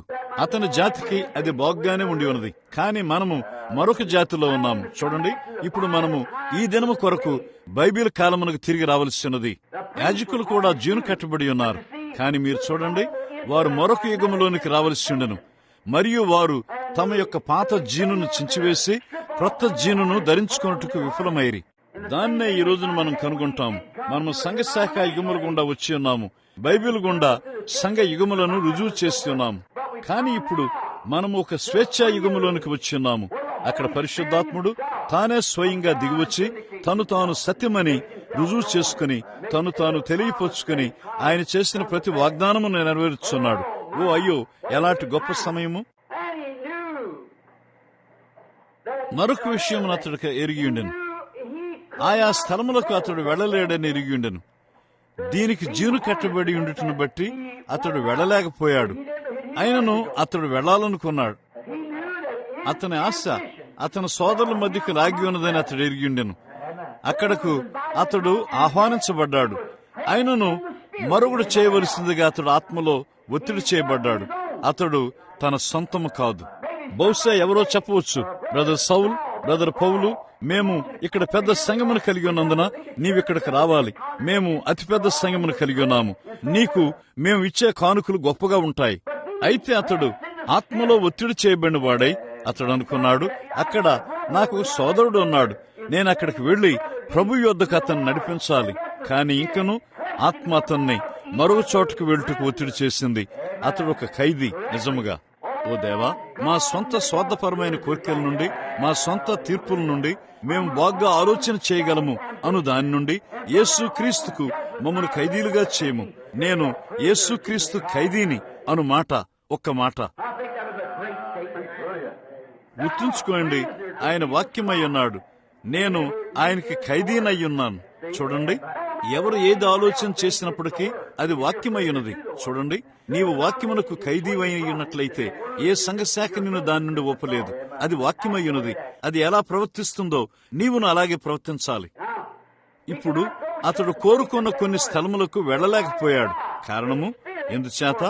ఆత్మ అతన్ని అడ్డగించింది. మీకు గుర్తున్నదా? అనేక సార్లు అక్కడ నేను ఒక గొప్ప కూటమును కలిగి ఉంటానని, కొన్ని స్థలములకు వెళ్లాలని పౌలు తలంచి ప్రయత్నించాడు. కాని ఆత్మ అతన్ని అడ్డగించింది. ఇప్పుడు పౌలు ఒక ఖైదీ అయి ఉన్నాడని తేటగా తెలియచేస్తూ రుజువు చేస్తుందా? యేసు క్రీస్తుకు ఒక ఖైదీ. ఆత్మ ద్వారా ఆయన వాక్యమునకు జీను కట్టబడి ఉన్నాడు. ఓ, అది నాకిష్టం. అతడు బంధించబడ్డాడు దేవుని చిత్తమును చేయుటకు మాత్రమే. అతడు గొలుసులతో మరియు ప్రేమయను సంఖ్యల ద్వారా అతడు బంధించబడి ఉన్నాడు. అతడు ఒక ఖైదీ. అతడు ప్రేమయను సంఖ్యలతో అతడు క్రీస్తుతో కాడికట్టబడి ఉన్నాడు. మరి దేనితో అతడు కాడికట్టబడలేడు? అతడు ఆయనతో కాడికట్టబడి ఉన్నాడు. ఆయన ఎక్కడికి నడిపిస్తాడో అక్కడికి అతడు వెళ్ళవలసి ఉండను. గడ్డి ఎంత పచ్చగా ఉన్నప్పటికీ లెక్క కాదు. ఈ వైపైనా ఆ వైపైనా నాయకుడు మరియు కాడి వెళ్లిన మార్గంలోనే అతడు వెళ్ళవలసి ఉండను. ఓ, ఈ రాత్రి బ్రెన్హామ్ టాబర్నకల్లో ఉన్న మనము మన స్వార్థమునకు మన సొంత ఆశయమునకు బందీలుగా మారి సంపూర్ణంగా మనలను మనం లోపర్చుకుని ఆయనతో కేవలము కాడి కట్టబడితే ఎంత బాగుంటుంది. మిగిలిన ప్రపంచము ఏమి తలంచినప్పటికీ లెక్క కాదు, మిగిలిన ప్రపంచము ఏమి చేసినప్పటికీ లెక్క కాదు. మనము ప్రేమ సంఖ్యలతో జతకట్టబడ్డాము, మనము ఖైదీలము. నా పాదములు ఎంతగా క్రీస్తుతో కాడి కట్టబడినవంటే అవి డాన్స్ వేయవు. నా కన్నులు ఎంతగా క్రీస్తుతో కాడి కట్టబడినాయంటే అవి అధునాతనంగా వీధుల్లో బట్టలు చీల్చివేయబడిన వారు కనబడినప్పుడు అవి నా తలను ప్రక్కకు తిప్పివేస్తాయి. నా హృదయము ఎంత ప్రేమతో ఆయనతో కాడి కట్టబడి ఉన్నదంటే చివరకు కనీసము నా అభిలాష ఏమిటో నాకు తెలియదు.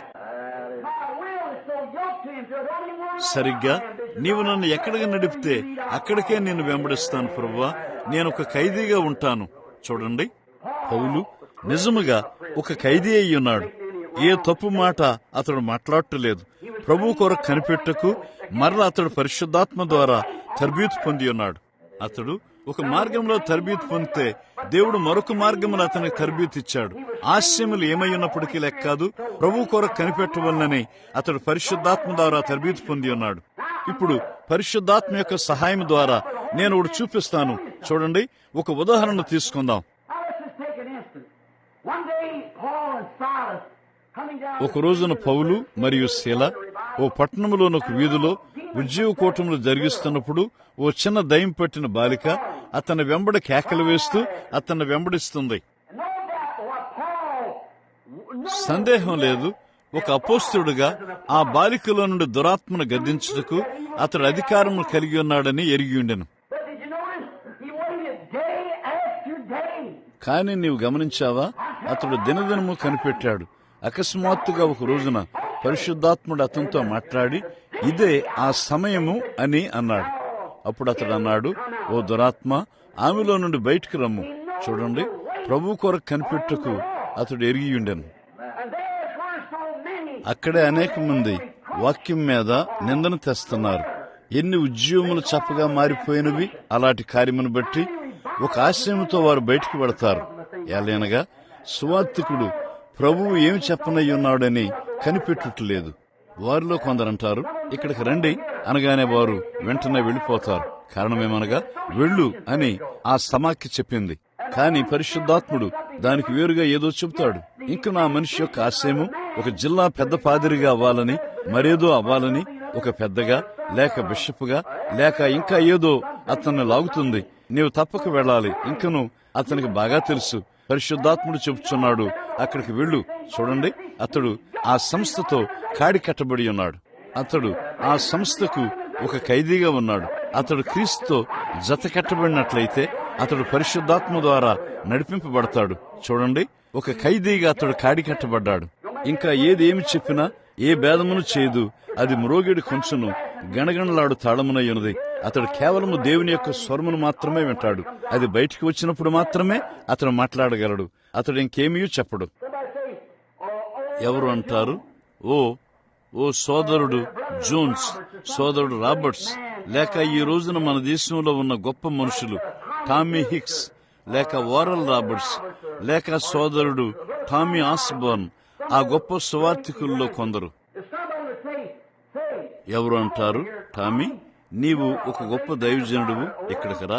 లేక వారల్, అక్కడ నాకు ఒక చిన్న ఆయన ఉన్నాడు, అతడు బంధించబడి రోగ్గా ఉన్నాడు, నీవిక్కడికి రావాలి, అతన్ని స్వస్థపరచుటకు నీవు బలమును కలిగి ఉన్నావు.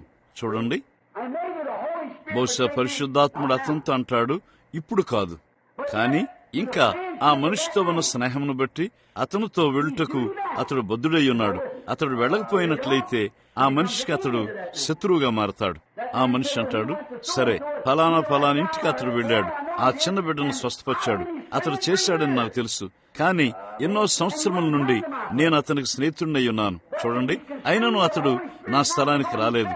అయితే అతడు వెళ్ళకూడదని పరిశుద్ధాత్మ ద్వారా బలవంతం చేయబడినట్లయితే, అతడు క్రీస్తుతో జతకట్టబడినట్లయితే అతడు వెళ్లకుండటం మంచిది. అతని స్నేహితుని అతడు ప్రేమిస్తాడు, కానీ అతడు అక్కడికి వెళ్లటానికి పరిశుద్ధాత్మ ద్వారా నడపబడటం మంచిది. కారణము, ఎలాగైనా అది ఏమేలు చేయదు.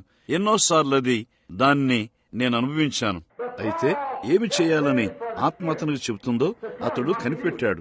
ఆత్మ కొరకు కనిపెట్టండి అని పౌలు అన్నాడు. ఒక రాత్రి అతడు నిలబడి బోధిస్తున్నాడు. అతడు బయటకు నడిచి వెళ్ళాడు. అక్కడ ఒక కుంటి మనిషిని చూశాడు. అకస్మాత్తుగా ఆత్మ అతనితో మాట్లాడి ఉన్నది.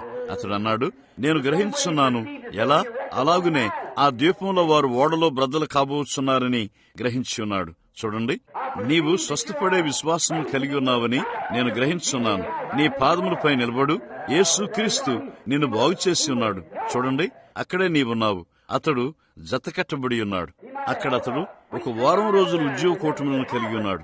కానీ ఏమీ జరగలేదు. కానీ ఇంకను పరిశుద్ధాత్ముడు ఏమి చెబుతాడని కనిపెట్టాడు. చూడండి, ఆ అభ్యర్థనకు అతడు జతకట్టబడ్డాడు. ఇప్పుడు నీవంటావు, బ్రెన్హామ్ సోదరుడా, నీవే ఈ సమయమంతా కనిపెడుతూ ఆదివారము నీవు చెప్పిన దాని తప్పని తీర్పు తెచ్చున్నావు. అయితే నువ్వు గుర్తుంచుకో, ఆ మార్గములు అక్కడ నాతో మాట్లాడిన పరిశుద్ధాత్ముడు ఆయన అన్నాడు, నేను మరలా నిన్ను రోగుల యొద్దకు పీడింపబడుచున్న వారి యొద్దకు పంపుతున్నాను. చూడండి, అది పరిశుద్ధాత్మకు విధేయతగా ఉంటుంది. నిశ్చయముగా దాన్ని చేయమని ఆయన నాకు చెప్పు వరకు నేను వెళ్ళలేదు. నేను యెహోవా ఎలాగ సెలవిస్తున్నాడని పొందు వరకు, నేను యెహోవా ఎలాగ సెలవిస్తున్నాడు కొరకు కనిపెట్టుచున్నాను. ఇప్పుడు అది భిన్నమైనది. చూడండి, ఇప్పుడు అది భేదమును చేస్తుంది. అవును, అతడు ప్రభు యొక్క వాక్యం కొరకు కనిపెట్టి ఉన్నాడు. దేవుని యొక్క ఆజ్ఞ ప్రకారం చేయుటకే అతడు ఆత్మలో ఒత్తిడి చేయబడ్డాడు. అప్పుడు అతడు యేసుక్రీస్తు ఖైదీగా మారాడు. స్నేహితులారా, కేవలం మనము ఖైదీలుగా మారితే చాలు. అది వేడిగా ఉన్నదని నాకు తెలుసు. మీరు కోరినట్లయితే మరికొన్ని గుణశీలములను చెబుతాను. ఇక్కడ 6 లేక 8 మందిని నేను వ్రాసుకున్నాను. కానీ నేను 1 గాని లేక 2 గాని గుణశీలములను తీసుకుంటాను. మనం మోషే యొక్క గుణశీలమును తీసుకుందాము. అతడు ఒక విమోచకుడిగా పుట్టాడు. అతడు ఒక విమోచకుడిగా పుట్టానని అతడు ఎరిగి ఉండెను. నేను మోషే గురించి చెప్పటానికి ముందు నేను ఈ ప్రకటన చేయాలనుకుంటున్నాను. అదేమనగా, ఆయనను నిజంగా సేవించే ఏ మనిషినైనా తనకు ఖైదీగా దేవుడు తీసుకుంటాడు. ఒక మనిషి అతడు కలిగి ఉన్న తన ప్రతి ఆశయమును, అతడు ఏమై ఉన్నాడో సమస్తమును, అతని జీవితమును, అతని ఆత్మను, శరీరమును, తన ఆశయములన్నిటినీ లోపరిచి వాక్యమయ్యున్న దేవుని సేవించుటకు సంపూర్ణంగా క్రీస్తుకు ఖైదీగా మారాలి. నీ మంచి తీర్పునకు నీవు వ్యతిరేకంగా నడవలసినది. బహుశా ఒక నిర్ణీతమైన సంస్థలో నీవు ప్రకాశించినట్లు నిన్ను హెచ్చించి ఏదో గొప్పదాన్ని నీకిస్తారని నీవు తలంచవచ్చు. అయితే నీకై నీవు కనుగొనేదేమిటి?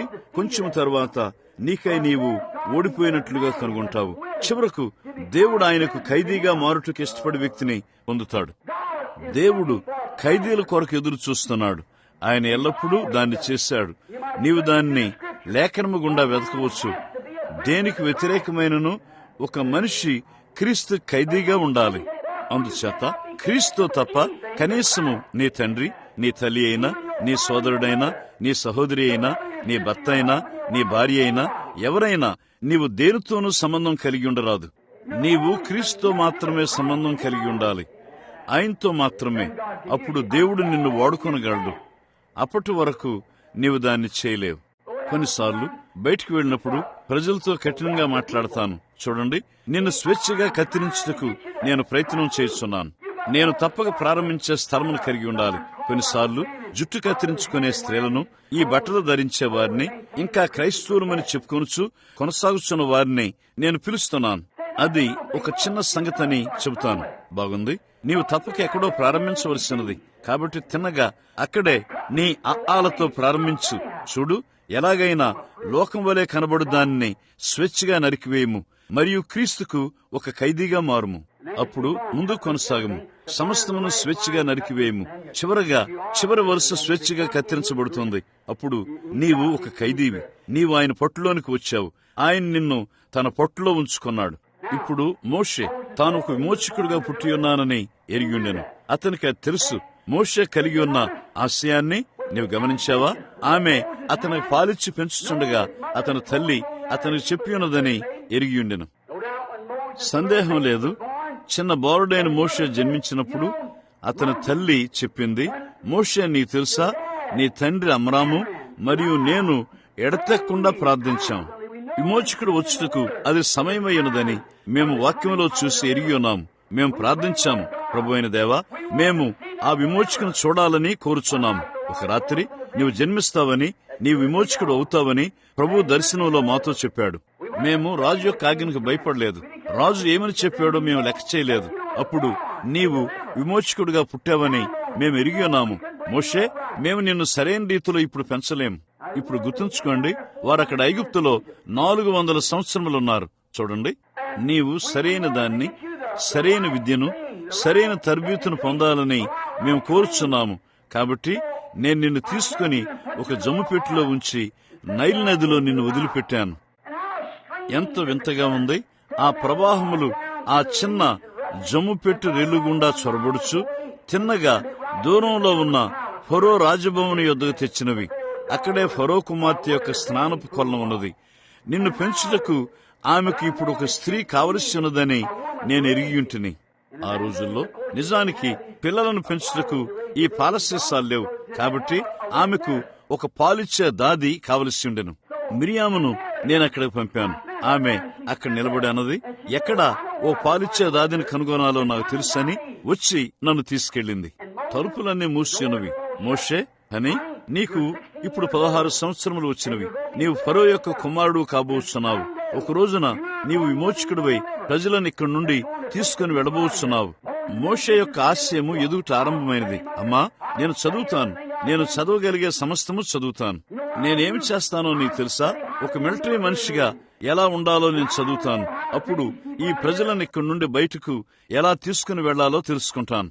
నేను గొప్ప సైన్యాధిపతిగా, బిషప్గా ఉంటాను. కాబట్టి అది ఎలా జరిగించబడుతుందో నేను చూస్తాను.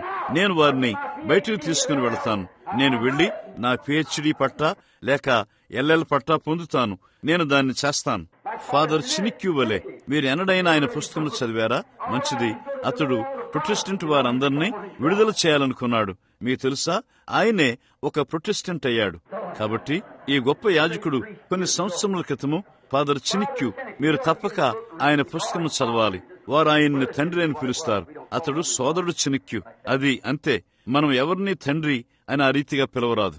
అతడు బైబిలు చదవబోతున్నాడని మనం విన్నాం. ఆ ప్రకారము అతడు బయటకు వెళ్లి ప్రొటెస్టెంట్ మతమును తప్పని నిరూపించి అందరినీ కేథలిక్ గా చేయాలనుకున్నాడు.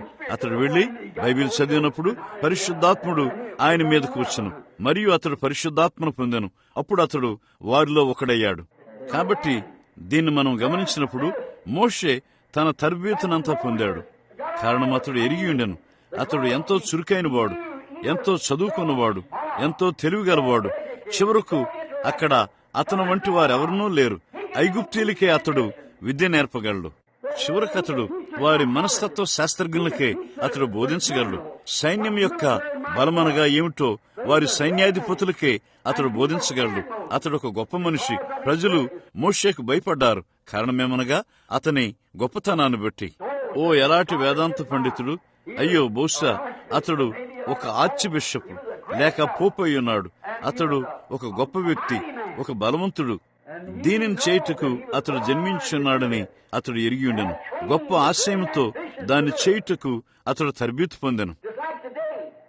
సరిగ్గా ఈ రోజున ఉన్నట్లుగా ఈ పాఠశాలలో తర్బీతు పొందే వారిని గూర్చి నేను చెప్పట్లేదు.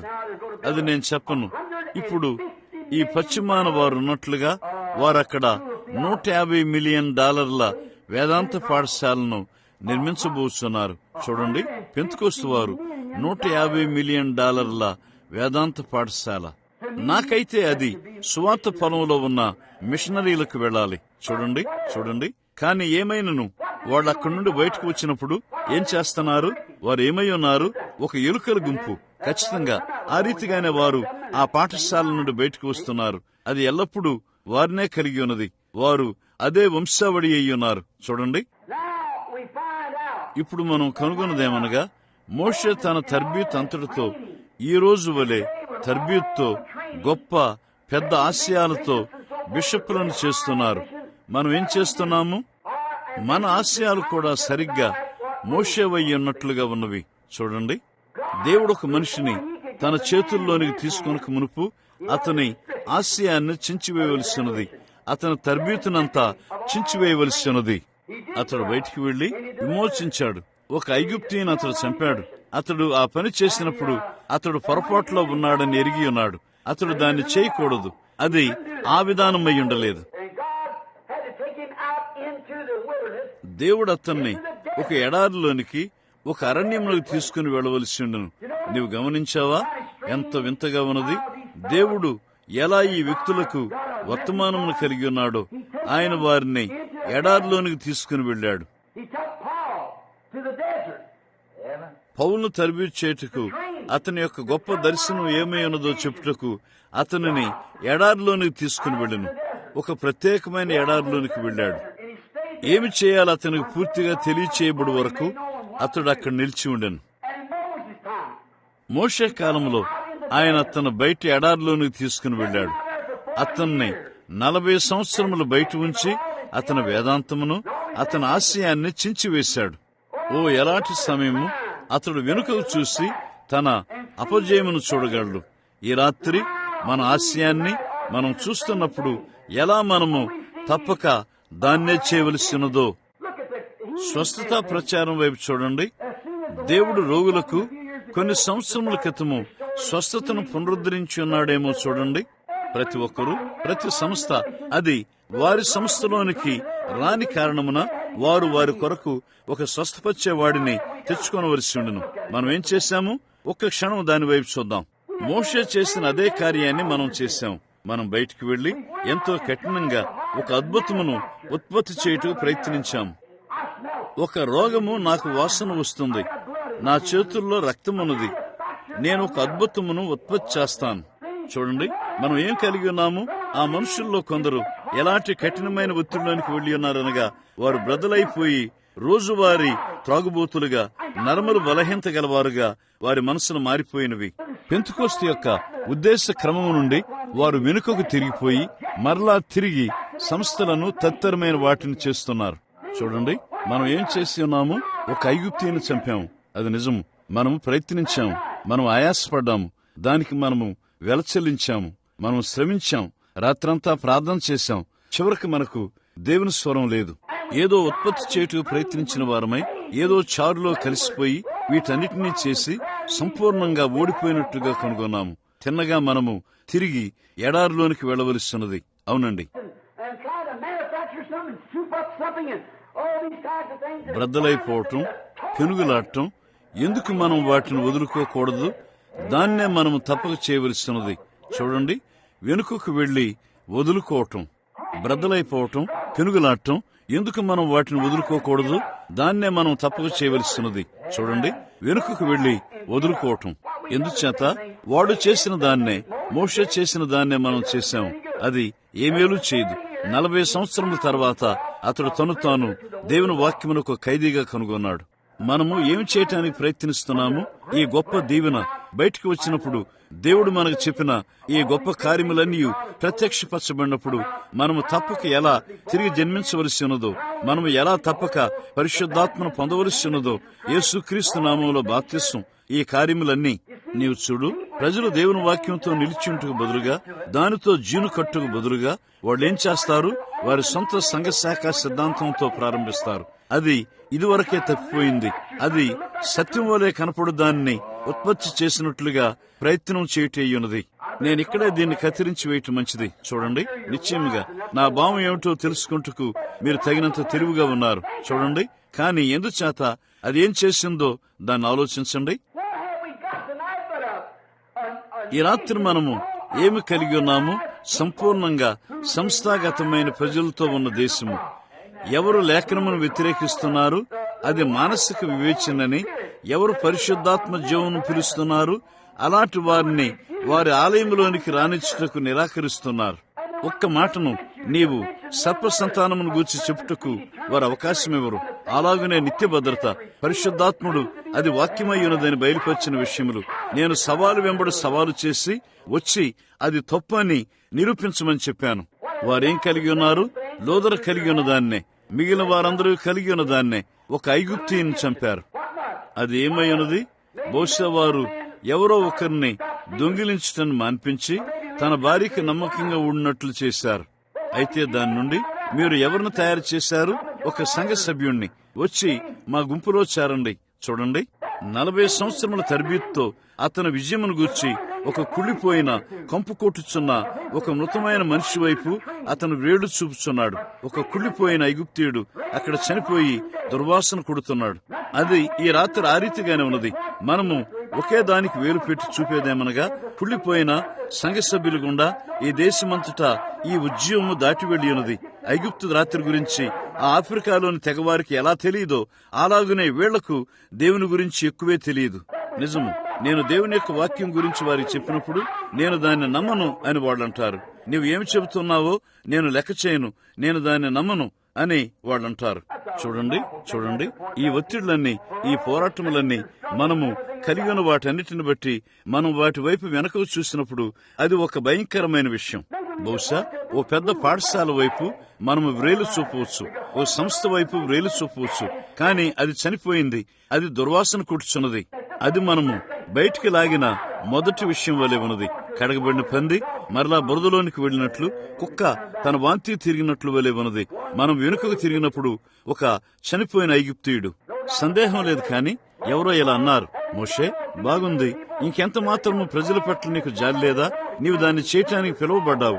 ఎవరో మోషేని ఎరిగిన వారు దాని కొరకు అతడు పిలువబడ్డాడని ఎరిగిండెను. ప్రజల పట్ల నీ జాలిని నువ్వు పోగొట్టుకున్నావా? లేదండి. బాగుంది, నీవు ఎందుకు ఆ బయట దీన్ని చేస్తున్నావు? ఎందుకు ఇక్కడ నీవు దీన్ని ప్రయత్నిస్తున్నావు? మిగిలిన వారందరితో పాటు నీవెందుకు వెళ్ళకూడదు?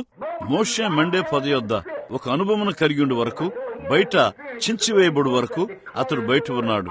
అది వాక్యమును ప్రకటించినది. నేను అబ్రహాము, ఇస్సాకు, యాకోబుల దేవుణ్ణు. నేను నా వాగ్దానమును జ్ఞాపకం చేసుకున్నాను. నేను వారిని విడిపించుటకు దిగివచ్చి ఉన్నాను. దాన్ని చేయుటకు నిన్ను పంపుచున్నాను. అదంతే.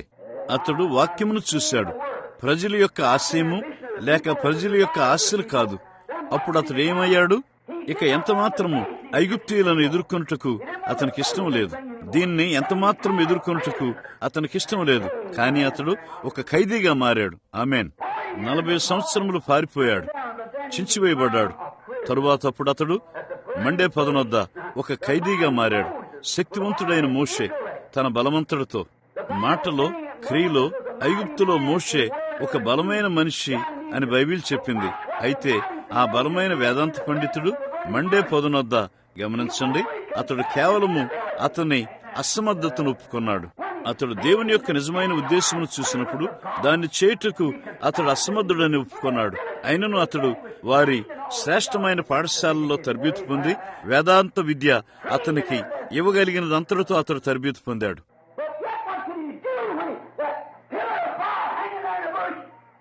కాని ఇంకను అగ్నిస్తంభము పొదలో వేలాడుచున్నప్పుడు అతడు ఏం చేశాడు? అతడు అన్నాడు, నేను కనీసం మాట్లాడలేను. ప్రభువా, వెళ్ళుటకు నేను ఎవడును? చూడండి, నీ చెప్పులు విడువు మోషే, నేను నీతో మాట్లాడగోరుచున్నాను. నిన్ను నీవు చెప్పులను చించివేయము. నీవు నేల మీద మరలా సమముగా ఉన్నావు. నేను నీతో మాట్లాడగోరుచున్నాను. కనీసం మాట్లాడలేకపోయాడు.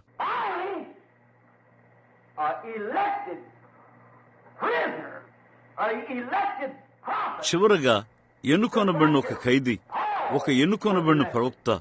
పౌలు ఎన్నుకొనబడి ఉన్నట్లుగానే మోషే ఎన్నుకొనబడి ఉన్నాడు, విమోచకుడు. అప్పుడు చివరగా ఆయన ఎన్నుకొన్న ఏలిక ఆయనకు ఖైదీగా అయ్యాడు. ఓ హల్లెలూయా! అతడు దేవుని యొక్క వాక్యము కదిలించినట్లుగానే కదలగలడు. నన్ను పంపినది ఎవరని చెప్పాలి? నేనెలా చేయగలను? నేను నీకు తోడుగా ఉంటాను. అవును ప్రభువా, సరిగ్గా నీవు చెప్పినట్లుగానే నేనిక్కడ ఉన్నాను. ఓ అయ్యో, అదే అతడు ఒక ఖైదీ. అతని శ్రేష్టమైన ఆలోచనకు వ్యతిరేకంగా అతడు వెడతాడు. ఒక సైన్యమును నడిపించుటకు అతడు తరబీదు చేయబడ్డాడు. కత్తులు ముఖమునకెత్తాలి. రథములన్నీ క్రమంగా వెళ్ళుటకు తరబీదు పొందినవి. ఈటలు ముందుకెళ్లాలి. దాడి చేయండి. ఆ ప్రకారమే అతడు దాన్ని స్వాధీనపరుచుకొనబోతున్నాడు. అది అతని తర్ఫీదు. కాని అతడు అన్నాడు, నేను దేన్ని వాడబోతున్నాను? ఆయన అన్నాడు, నీ చేతిలో ఏమున్నది? ఒక కర్ర. కొన్నిసార్లు దేవుడు చేసే కార్యములు మానవ మనస్సుకు వింతగా ఉంటాయి. చూడండి, అతని చేతిలో కర్ర ఉన్నది. మీసాలు వేలాడుచున్నవి. 80 సంవత్సరముల వయసు గలవాడు. అతని భార్య కంచర గాడిద మీద కూర్చున్నది. ఆమె తొడపై పిల్లవాడు కూర్చున్నాడు. చిన్న పాత బలములేని చేతులు కిందికి వేలాడుచున్నవి. ఒక కర్ర అతని తలపైకి లేచి ఉన్నది. కారణము, అతడు యెహోవా ఎలాగ సెలవిస్తున్నాడు కలిగి ఉన్నాడు. ఎందుచేత ఆఖరిగా అతడు లంగర వేయబడ్డాడు. అతడు ఒక ఖైదీ. వాక్యము కదిలించినప్పుడు మాత్రమే నేను కదలగలుగుతాను.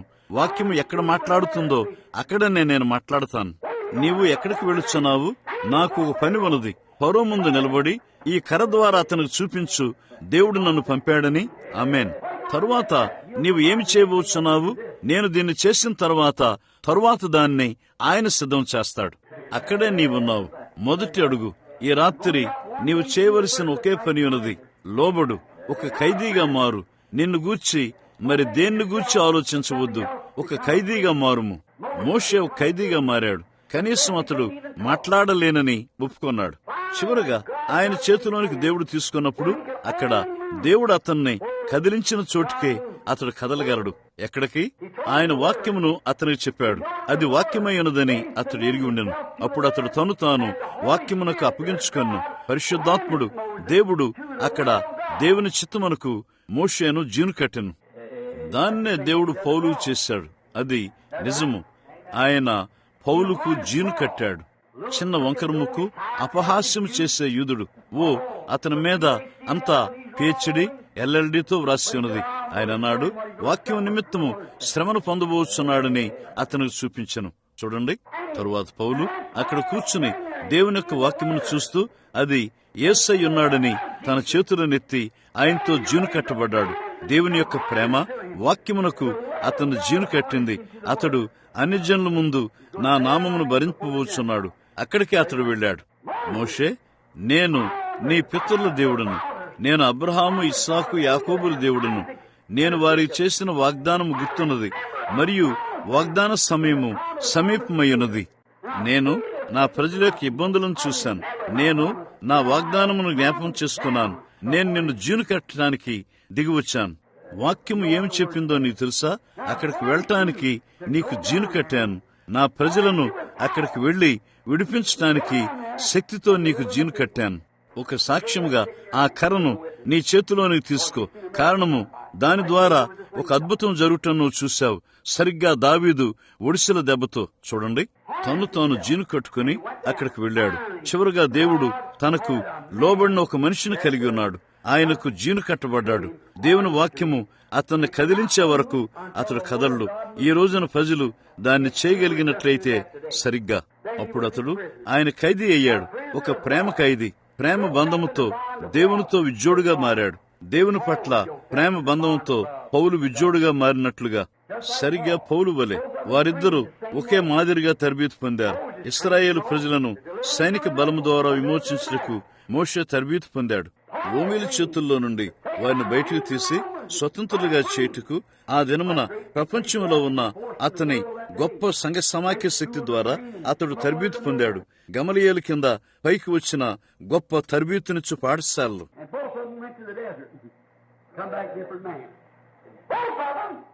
వారిద్దరూ ఎడారికి వెళ్లారు. భిన్నమైన మనుషులుగా తిరిగి వచ్చారు. వారిద్దరూ అగ్నిస్తంభమును చూశారు. వారిద్దరూ ప్రవక్తలై ఉన్నారు. అది నిజము. వారిద్దరూ ప్రవక్తలు. వారిద్దరూ అగ్నిస్తంభంతో మాట్లాడారు. అది ఖచ్చితంగా సత్యము. విమోచన కొరకు వస్తున్నారు. ఒక ఎడారికి వెళ్లి వాళ్ళు అక్కడ ఉన్నారు. వారి గృహములను విడిచి దాన్ని కనుగొనుటకు ఎడారికి వెళ్లారు. దేవుని యొక్క చిత్తమును కనుగొనుటకు వారి ప్రజలను సమస్తమును విడిచిపెట్టారు. చూడండి. వారు ఒక విధముగా తరబీదు పొందారు. దేవుడు వారిని మరొక విధంగా మార్చాడు. వారు ఒక సంపూర్ణమైన ఖైదీగా మారారు. వారు కోరిన విధానంలో పనిచేయటకు కాదు, కానీ దేవుడు వారిని పనిచేయమని కోరిన విధానంలో పనిచేయుటకు.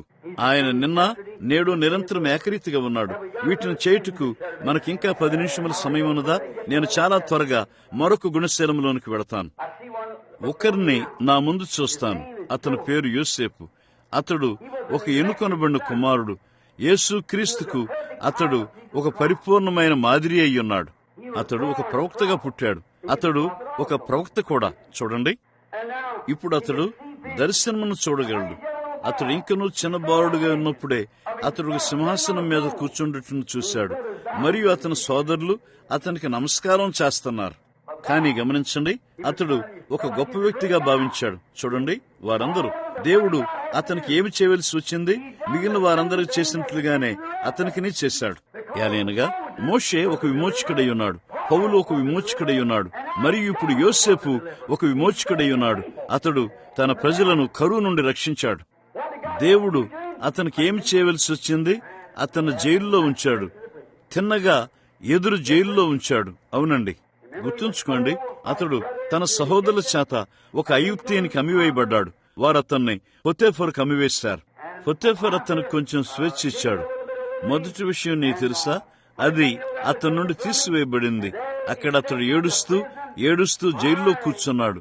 దేవుడు అతన్ని చించివేయవలసి ఉండెను. ఇప్పుడు గమనించండి, ఎల్లవేళలా అతడు జైల్లో అతని దర్శనం చెప్పిన ప్రకారము అతడు సింహాసనం మీద కూర్చుండబోతున్నాడని, అతని సోదరులు అతనికి నమస్కారం చేయబోతున్నారని అతడు గుర్తుంచుకొనగలిగిన కారణము అతని వరము దేవుని యొద్ద నుండి వచ్చి ఉన్నదని అతడు ఎరిగి ఉండెను, మరియు అది నెరవేరవలసి ఉండెనని అతడు ఎరిగి ఉండెను. దేవుని యొక్క వాక్య ప్రకారము ఈ చివరి దినముల్లో దేవుడు ఒక సంఘమును కలిగి ఉండబోతున్నాడని, ఆయన ఒక ప్రజను కలిగి ఉండబోతున్నాడని మనము మనస్సులో ఉంచుకొనగలిగినట్లయితే మంచిది. వాగ్దానం చేయబడిన విషయములన్నీ ఆయన చేయబోతున్నాడు. మనం జీవించున్న సమయంలో ఆయన వాటిని చేస్తానని చెప్పాడు. మనం ఇక్కడ ఉన్నాము, ఆయనతో బంధించబడి ఆయనకు నిజమైన ఖైదీలుగా మనల్ని చేయుటకు ఇప్పుడు ప్రయత్నం చేస్తున్నాడు. మీరు పాడే ఆ పాత పాట నువ్వు విన్నావా? అప్పుడు నేను దేవునితో మూయబడ్డాను, నేను దేవునితో మూయబట్టుకు ఇష్టపడుచున్నాను, అక్కడే నేను దీని గూర్చి తలంచి ఉన్నాను. నీవు దేవునితో మూయబడిన వాడవై ఇంకా ఏమీ లేదు. కదలమని దేవుడు చెప్పినప్పుడు మాత్రమే నువ్వు కదులుతావు. దేవుడు ఏది చేయమని చెబితే నీవు దాన్ని మాత్రమే చేస్తావు. చూడు, అప్పుడు నీవు దేవునితో మూయబడి ఉన్నావు. ఇప్పుడు గుర్తుంచుకోండి, అతడు ఆలోచించుండెను. అతడు తనకై తానుగా ఒక సంపూర్ణంగా విఫలమైన వాడుగా కూడా ఉన్నాడు. అతడు ఎరిగినదంతా, అతనికి అర్థమైనదంతా సమస్తముతో అతడు సంపూర్ణంగా విఫలమైన వాడుగా మారతాడు. అది పని చేయలేదు. అతడు ఎలాంటి పరిస్థితిలో ఉంచబడి ఉన్నాడనగా అక్కడ అతని మాట ఎవరినూ వినరు. అతడు ఒక ఖైదీ. చూడండి, అతడు ఒక పరిస్థితిలో ఉంచబడి ఉన్నాడు అనగా అవిశ్వాసులు కూడా అతని మాటను వినరు. నా భావమును నువ్వు చూడగలవా? అతని పరిచర్య ఏ ప్రభావం లేనిదయింది. ప్రజలు వారి తలను త్రిప్పారు. జైల్లో అతని మాటను ఎవరినూ లెక్క చేయలేదు. అతని పరిచర్య ఏ మంచి చేస్తుంది? అతడు నిలబడి జైలు వైపు తిరిగి జైలు ఇనుప కడ్డీలకు బోధించాలి. వాడు వీధి గుండా కిందికి నడుస్తున్నారు చూడండి. కాని అతడు ఒక ఖైదీగా మారాడు. ఆ చక్రము సరిగా తిరుగు వరకు దేవుడు అతన్ని ఒక ఖైదీగా ఉంచాడు. ఆయన అన్నాడు, ఇక్కడ నా మనిషి ఉన్నాడు, మహిమ సంపూర్ణంగా విఫలమైన వాడు. చివరగా దేవుడు అతను జైలు గదిలోనికి వచ్చాడు. పౌలు వలె మిగిలిన వారందరి వలె ఆయన అతని దగ్గరకు వచ్చాడు. అతనిని అక్కడి నుండి బయటికి తీయుటకు అతడు కలిగి ఉన్న వరమును ఆయన వాడుకున్నాడు. అది నిజము. అతన్ని జైలు నుండి ఆయన బయటికి తెచ్చాడు. ఆయన ఏం చేశాడు? అతను జైలు నుండి బయటికి తెచ్చిన వెంటనే అతని ప్రక్కన కూర్చోవటానికి రాజు ద్వారా అతనికి అధికారం ఇవ్వబడింది. జైలు గృహం నుండి ఆయన అతను బయటికి తెచ్చి అతనికి అధికారం ఇచ్చాడు. జైలు గృహం నుండి ఆయన అతను బయటికి తెచ్చి అతనికి అధికారం ఇచ్చను. చివరికి అతడు ఏం చెప్పితే అది నెరవేరవలసి ఉండెను. ఆమెన్. అతడు ఒక ఉద్దేశం కొరకు జన్మించి ఉన్నాడని జైల్లో అతడు ఎడతెగక జ్ఞాపకం చేసుకున్నాడు. అతడు రాజు ప్రక్కన కూర్చొనబోచున్నాడు. మిగిలిన వారందరూ అతనికి మోకరించున్నారు. అతని దర్శనము ఆ రీతిగా చెప్పి ఉన్నది. ఆమెన్. అయితే అతని దర్శనము సంపూర్ణంగా నెరవేర్చబట్టుకు ముందు అతడు ఒక ఖైదీగా మారవలసి ఉండెను. ఆమెన్. అతడు ఒక అధిపతిగా మారాడు. అతడు తన జైలు గది నుండి బయటకు వచ్చినప్పుడు అతడు దేవుని యొక్క వాక్యమునకు ఖైదీగా మారాడు. అదేమనగా దేవుడు అతని ద్వారా కదిలినప్పుడు దేవుడు అతని నోటిలో ఉంచిన దాన్ని మాత్రమే అతడు చెప్పగలిగాను. గమనించండి, మోషే తన సొంత ఇష్ట ప్రకారము ఫరో యొక్క అధిపతులను బంధించుటకు అతడు శక్తిని కలిగి ఉండను. కదులుము అని నీవు ఈ కొండతో మాట్లాడిన యెడల ఫరో అధిపతులను బంధించుటకు అతడు శక్తిని కలిగి ఉండను. వారు పెద్దలయ్యున్నా లేక పెద్ద పాదిరులైనా రాష్ట్రీయ ప్రతినిధులైనా వారు ఏమై ఉన్నప్పటికీ అతడు అన్నాడు, నేను నిన్ను బంధిస్తున్నాను. వారు బంధించబడ్డారు. అది అంతే అయ్యున్నది. తన సొంత ఇష్ట ప్రకారము తన సొంత మాట చొప్పున అతడు చేయగలడు. ఆమెన్. దేవునికి మహిమ. ఓ, నాకు సరిగ్గా 3 నిమిషాలున్నాయి కాబట్టి నా మాటను పాటిస్తాను. అతడు దేవునికి ఒక ఖైదీగా మారాడని మనం కనుగొంటాము. ఒక ఖైదీ నుండి ప్రపంచమునకు. పౌలు అదే మార్గములో, మోషే అదే మార్గములో తన సొంత ఆలోచనలకు ఒక ఖైదీ, దేవునికి ఒక ఖైదీగా ఉన్నాడు. అతడు బయటకు వచ్చినప్పుడు, అతడు పౌలుగా మారినప్పుడు అతడు దేవుని యొక్క శక్తిని కలిగి ఉండెను.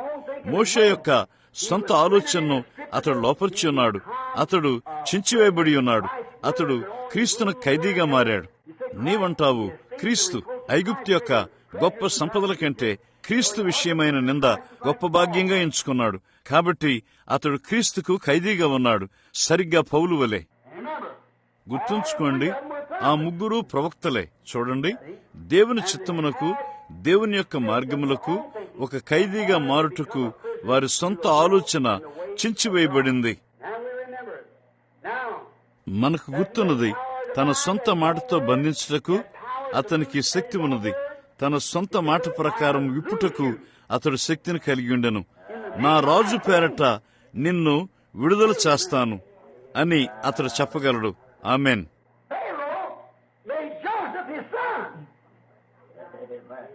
ఫరో యోసేపును తన కుమారుడుగా చేసుకున్నాడు. తన ప్రేమ ఖైదీలను క్రీస్తు తన కుమారులుగా చేస్తున్నాడు. ఆయన కలిగి ఉన్న అదే శక్తిని ఆయన వారికి ఇస్తున్నాడు. పరిశుద్ధ యోహాను 14:12 ప్రకారము, నా యందు విశ్వాసముంచువాడు, చూడండి, నేను చేయు క్రియలు అతడును చేయను, వీటికంటే మరి ఎక్కువ చేయను. క్రీస్తు యొక్క ప్రేమ ఖైదీలు వారి రాజు ద్వారా శక్తివంతులుగా చేయబడుచున్నారు. ఆమెన్. ఈ కొండతో ఎత్తబడుము అని చెప్పి హృదయంలో సందేహింపక, నీవు చెప్పినది జరుగునని నమ్మిన యెడల నీవు చెప్పినది జరుగునని మీతో నిశ్చయంగా చెప్తున్నాను. మీరు నా యందును నా మాటలు మీ యందును నిలిచి ఉన్న యెడల మీరు నాతో విజోడుగా ఉన్నట్లయితే, కారణము ఆయన మరియు ఆయన మాట ఒక్కటే. ఆదియందు వాక్యముండెను, వాక్యము దేవుని యొద్ద ఉండెను, మరియు వాక్యం శరీరధారి అయి మన మధ్య నివసించెను. నిన్న నేడు నిరంతరము ఒక్కటే రీతిగా ఉన్నాడు. మీరు నాయందును ఇక్కడ మరియు అక్కడ కాదు, నాయందు నా వాక్యముందు నిలిచి ఉన్నట్లయితే మీకు ఏది ఇష్టమో అడుగుడి, అది మీకు చేయబడును. ఆయన శక్తిని కలిగి ఉన్నాడు. గమనించండి, అతడు బయటికి రాకమునుపు అతడు బయటకు కొనిపోబడి క్షౌరము చేయబడవలసి ఉండెను. అతడు రాజును కలుసుకొనక మునుపు కొన్ని విషయములు క్షౌరము చేయబడవలసి ఉండెను. చూడండి, ఓ దేవుడు తన ప్రజలను బయటికి తీసుకుని వెళ్లి ఆ విధంగా వారి సొంత ఇష్టములను కొన్నిటిని క్షౌరం చేస్తాడు. ఆ విధంగా వారు కోరినది వారు చేయలేరని ఆయన వారికి చూపుతున్నాడు. నా భావం నీకు తెలిసిందా? వారు కోరినది చేయుటకు వారికి ఇప్పుడు స్వేచ్ఛ లేదు. వారు క్రీస్తుకు ప్రేమ బానిసగా సంపూర్ణమైన శక్తిలోనికి రాకముందు వారు క్షౌరం చేయబడి హాజరుపరచబడవలసి ఉన్నది. కొన్నిసార్లు ఆయన వారిని అరణ్యానికి తీసుకుని వెళతాడు. దాన్ని చేయటానికి వారిని క్షౌరం చేయవలసి ఉన్నది. తరువాత వారిని బయటికి తెచ్చి వారు ఏ ఉద్దేశము నెరవేర్చుటకు నిర్దేశించబడ్డారో దానికి ఆయన వారిని అభిషేకించును. నా భావం చూశారా సోదరులారా? మనము అంత్యకాలంలో ఉన్నాం. గుర్తుంచుకోండి, అన్ని ఇతర సమయములలో ఆయన దాన్నే చేశాడు. ఆయన ఎల్లప్పుడూ ఒక మనిషిని తీసుకుని అతనిని ఆయనకు ఖైదీగా చేస్తాడు. తన వారిని విడిచిపెట్టినట్లు చేస్తాడు. దేవుని యొక్క చిత్తమును గ్రహించుటకు గాను మరియు దేవుని వెంబడించుటకు అతడు ఎరిగిన సమస్తమును, అతడు పొందిన తరబీతునంతా అతడు విసర్జించవలసి ఉన్నది. మానవుడు చేసేదాన్ని మరియు దేవుణ్ణి ఒకేసారి అతడు వెంబడించలేడు. అది ఒకరికి మరొకరికి ఎంతో వ్యతిరేకంగా ఉన్నది. నీవు ఒకేసారి తూర్పు మరియు పడమరకు వెళ్లలేవు. నీవు ఒకేసారి కుడివైపునకు మరియు ఎడం వైపునకు వెళ్లలేవు. నీవు ఒకేసారి మంచి మరియు చెడు చేయలేవు. నీవు ఒకేసారి మనిషిని మరియు దేవుణ్ణి వెంబడించలేవు. లేదండి, నీవు దేవుణ్ణి గాని లేక మనిషిని గాని వెంబడిస్తావు. ఇప్పుడు అలాగైతే నీవు దేవుణ్ణి వెంబడిస్తూ నిన్ను నీవు దేవునికి అప్పగించుకున్నట్లయితే అప్పుడు నీవు ఆ దేవునికి, ఆ వాక్యమునకు, ఆయన చిత్తమునకు ఒక ఖైదీగా మారతావు.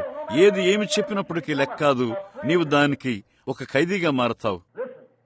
వినండి, మనము అంత్యకాలంలో ఉన్నాము. చివరి నిమిషములు ఎగిరిపోచుండగా నేను గౌరవముతో మరియు మర్యాదతో దీన్ని చెప్పగూరుచున్నాను. చూడండి, నా ఉద్దేశంలో దేవుడు ఈ చివరి దినమున తప్పక ఏమి చేయుచున్నాడనగా పంట కోయుట కొరకు ఒక సాధనమును వెదుగుచున్నాడు. కళ్ళమును నూర్చుటకు ఆయన తప్పక ఒక సాధనమును కనుగొనాలి. ఏ వ్యవసాయదారుడైనా పంట కోయుటకు వెళ్లేటప్పుడు ఒక సాధనమును అతడు కలిగి ఉండవలసినది. నిశ్చయముగా అతడు పొదునైన కొడవలను గాని ఇంకా ఏదైనా సాధనమును ఆ గోధుమలను తూర్పారబొట్టుకు కావాలి. మరియు పంట ముదిరింది. దేవా, మమ్మును నీ చేతిలోనికి తీసుకును. నీ ప్రేమ కమ్మబడిన దాసులుగా మమ్మను చేయము. మేము నివసిస్తున్న ఈ పాపంతో శపించబడిన ఈ భూమి మీద యేసుక్రీస్తు నిన్న నేడు నిరంతరం ఏకరీతిగా ఉన్నాడని గ్రహింపు కలుగు చేయుటకు మమ్మను సాధనములుగా వాడుకోనండి. నా మట్టుకైతే దేవా, ఒక ఖైదీగా ఉండనిము. నా సోదరులందరూ నన్ను త్రోసివేసినా, నా స్నేహితులందరూ నన్ను త్రోసివేసినా, నేను యేసుక్రీస్తుకు ఆయన వాక్యమునకు ఒక ఖైదీగా ఉంటాను. పరిశుద్ధాత్మ ద్వారా నేను వాక్యమునకు జీను కట్టబడతాను. ఆయన చేస్తానని చెప్పిన అవే కార్యములు పరిశుద్ధాత్మ దేవుని వాక్యమును రుజువు చేయటం చూస్తాను. నేను యేసుక్రీస్తుకు ఒక ఖైదీగా ఉండగోరుచున్నాను. మనం ప్రార్థన చేసుకుందాం.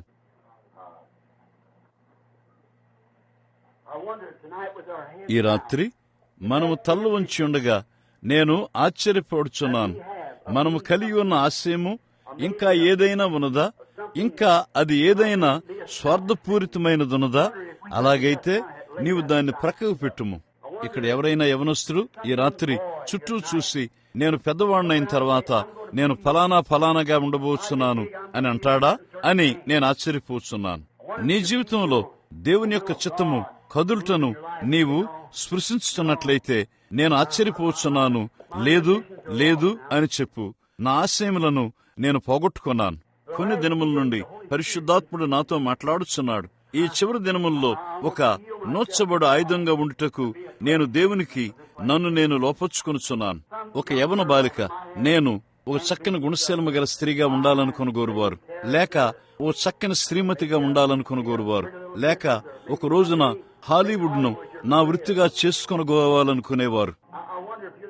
నీ ఆశయాన్ని దేవుని సన్నిధిలో ఆయన వాక్యమునకు అప్పగించుకొని నీ సొంత జీవితంలో దేవుని యొక్క పిలుపును వినగోరుచున్నావా అని నేను ఆశ్చర్యపోతాను. నీవు ఎవరో దేవునికి తెలుసు.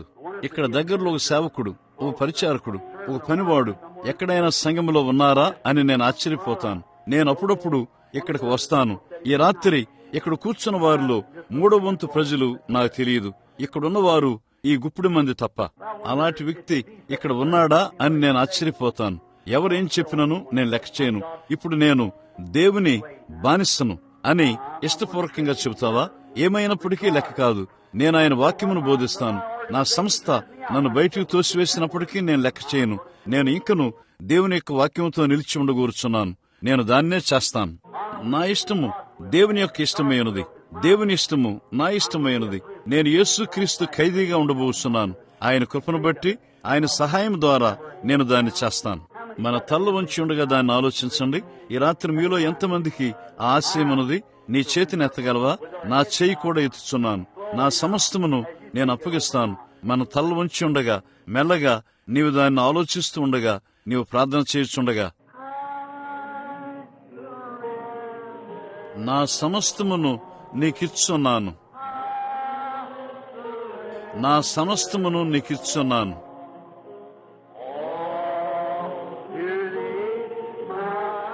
అంతా నీకే నా ధన్యమైన రక్షకుడా. నా సమస్తమును నీకిచ్చున్నాను. నా సమస్తము నీకు నిజంగా దాని భావం అదేనా? నేను ఖైదీగా ఉండగోరుచున్నానని నేను, ప్రభువా నన్ను తీసుకో, ఈ రాత్రి నన్ను కుమ్మరివానింటికి తీసుకుని వెళ్ళు, నన్ను పూర్తిగా విరుగ్గొట్టుము, మరలా తిరిగి నన్ను మలుచుము. నీకే నా ధన్యమైన రక్షకుడా, నా సమస్తము నీకిచ్చున్నాను.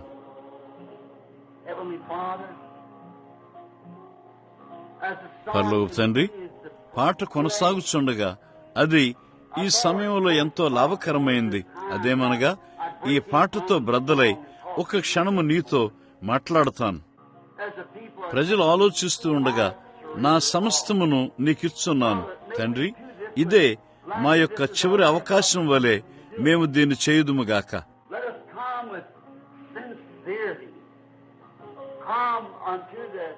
మేము యథార్థంగా ప్రభు యొక్క బల్ల యొద్దకు వచ్చుదుముగాక, ఉతకబడిన వస్త్రములతో, కడుగుబడిన ఆత్మలతో, కడుగుబడిన చిత్తములతో, కడుగుబడిన ఆశయాలతో మమ్ములను మేము నీకు ఇచ్చుకొందుముగాక. దేవుడు తన వాక్యమును తీసుకుని దేవుని వాక్యంతో ఏకంగా మనలను విజ్జోడుగా చేయునుగాక. దేవుడు తన వాక్యమును తీసుకుని దేవుని వాక్యముతో ఏకముగా మనలను విజ్జోడుగా చేయునుగాక. విజ్జోడు ములు శబ్దము మన హృదయముల చుట్టూ పరిశుద్ధాత్మను మ్రోగించుండగా ఈ రాత్రి నుండి నీ వాక్యమునొద్ద నేను నిన్ను తీసుకుంటాను. ఇప్పుడు నీ సొంత ఆలోచన చేయవద్దు. నా తలంపులను తలంచుము, నా చిత్తమును తలంచుము. నేను నిన్ను నడిపిస్తాను. దేవా, దాన్ని దయచేయము. అది ప్రతి ఒక్కరి అనుభవంగా ఉండునుగాక. ఇక్కడ యవనస్తులు కూర్చుని ఉన్నారు, భార్యాభర్తలు. కొందరు భార్యాభర్తలు కాబోచున్నారు. అక్కడ వృద్ధులు కూర్చుని ఉన్నారు. మార్గమంతటి గుండా సేవకులై ఉన్నారు. ప్రభువా, ఇక్కడ సోదరుడు నెవిల్ మరియు నేను నిచ్చెన పైకి వస్తున్నాము. మా దినములు లెక్కించబడి ఉన్నవి. ఇది వరకు వేస్తున్నప్పటికంటే మా అడుగులు ఇంకా జాగ్రత్తగా వేయుచున్నాము. మేము ఎక్కడ అడుగు వేస్తామో గమనిస్తాము. ఒకప్పుడు ఉన్నట్లుగా భౌతికంగా మాట్లాడితే అంత నిశ్చయమైన పాదములు లేవు. కానీ ప్రభువా, ఆ మత్యమైన జీవితము మాసిపోవచ్చుండగా మా చేతిని పట్టుకుని ఉన్న నీవు లేకుండా మా పాదములు స్థిరముగా ఉండవు. దేవా, ఇప్పుడు మమ్మను తీసుకొనుము. నీవు తీసుకొనవా? మా హృదయములను మరియు మా చిత్తమును నీ సొంత చేతిలోనికి తీసుకుని ఈ రాత్రి నీ వాక్యమునకు, క్రీస్తుకు మమ్మను ఖైదీలుగా మారినము. మేము దైవభక్తితో కూడిన జీవితములు జీవించుదుముగాక. ఈ స్త్రీలు, ఈ యవన స్త్రీలు, ఈ యవన పురుషులు, బాలురు మరియు బాలికలు, ప్రభువా, వారి జీవితములను నీకిచ్చుదురుగాక. వారి ఆశయము యేసును సేవించే ఆశయముగా మారునుగాక. ఆయన దైవిక కృపకు మరియు ఆయన చిత్తమునకు మనము ఒక ఖైదీగా మారుదుముగాక. ప్రభువా, దాన్ని దయచేయము. ప్రభువా, నేను ఎరిగినదంతయు అదియే. ఈ చిన్న విరిగిన మాటలను నీవు తీసుకుని వాటిని సరిగా ఏకము చేయము. ఏలైనగా ఇక్కడ వేడిగా ఉన్నది. ప్రజలు వినగోరుచున్నారు, కానీ చాలా వేడిగా ఉన్నది. అనేక మంది ఇళ్లకు వెళ్లి పెందలకడ పనికి వెళ్లవలసినది. ఆ విత్తనములు వారి హృదయములో ఉంచుము, ఒక ఖైదీగా. ఇంటికి వెళ్లి భార్యతో చెప్పండి, ఈ మధ్యాహ్నము లేక ఈ సాయంకాలము వారు మోకరించక ముందు పడక ప్రక్కన ఒకరి వైపు ఒకరు చూస్తూ, ప్రియా, ఈ రాత్రి సంగతి ఏమిటి? మనము నిజంగా క్రీస్తుకు మరియు ఆయన చిత్తమునకు నిజముగా ఖైదీలుగా మారామా, లేక మన సొంత ఇష్ట ప్రకారం పనిచేద్దామా? ప్రతి చోట యవన స్త్రీలు, యవన పురుషులు, ప్రతి చోట విశేషంగా ఈ రాత్రి వాక్యమును వినవారు తమను తాము అదే ప్రశ్న అడుక్కుందురుగాక. నేను నా సొంత జీవితమును విసర్జించి ఒక ఖైదీగా మారుటకు ఇష్టపడుచున్నానా? తన ప్రాణమును కాపాడుకునివాడు దాన్ని పోగొట్టుకొను, కాని నా నిమిత్తము తన ప్రాణమును పోగొట్టుకునివాడు దాన్ని పొందును. తండ్రి, అది మాకు తెలుసు. నీ ఖైదీగా మారి మా సొంత ఆశయాలను, మా సొంత కోరికలను మేము కోల్పోయినప్పుడు అప్పుడు మేము నిత్యజీవమును కలిగి ఉంటాము. ప్రభువా, దాన్ని దయచేయము. నేనెరిగిన ఒక్క సంగతి, దానిని నీ చేతిలోనికి అప్పగించుటే అది ఫలించి ఈ చివరి దినం పంట కొరకు గొప్ప పరిక్రమలను ముందుకు తెచ్చునుగాక. స్త్రీలు మరియు పురుషులు, బాలురు మరియు బాలికలు సంపూర్ణంగా దేవుని చిత్తమునకు లోపరచబడి యేసుక్రీస్తుకు, ఆయన ప్రేమకు, దైవిక ప్రేమ బంధకములతో సంకెళ్లు వేయబడి క్రీస్తుకు ఖైదీలుగా మారుదురుగాక. మేము ఆయన నామములో అడుగుచున్నాము.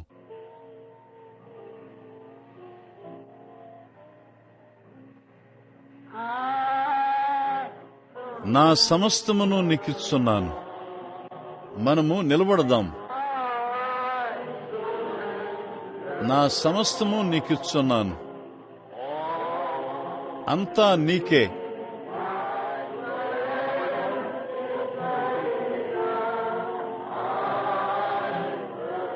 మన కన్నులు మూసుకొని మన చేతులను పైకెత్తి దాన్ని మరలా చెబుదాం. నా సమస్తము నీకిచ్చున్నాను.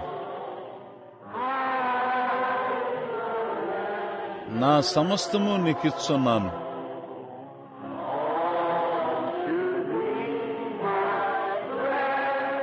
అంతా నీకే, నా ధన్యమైన రక్షకుడా.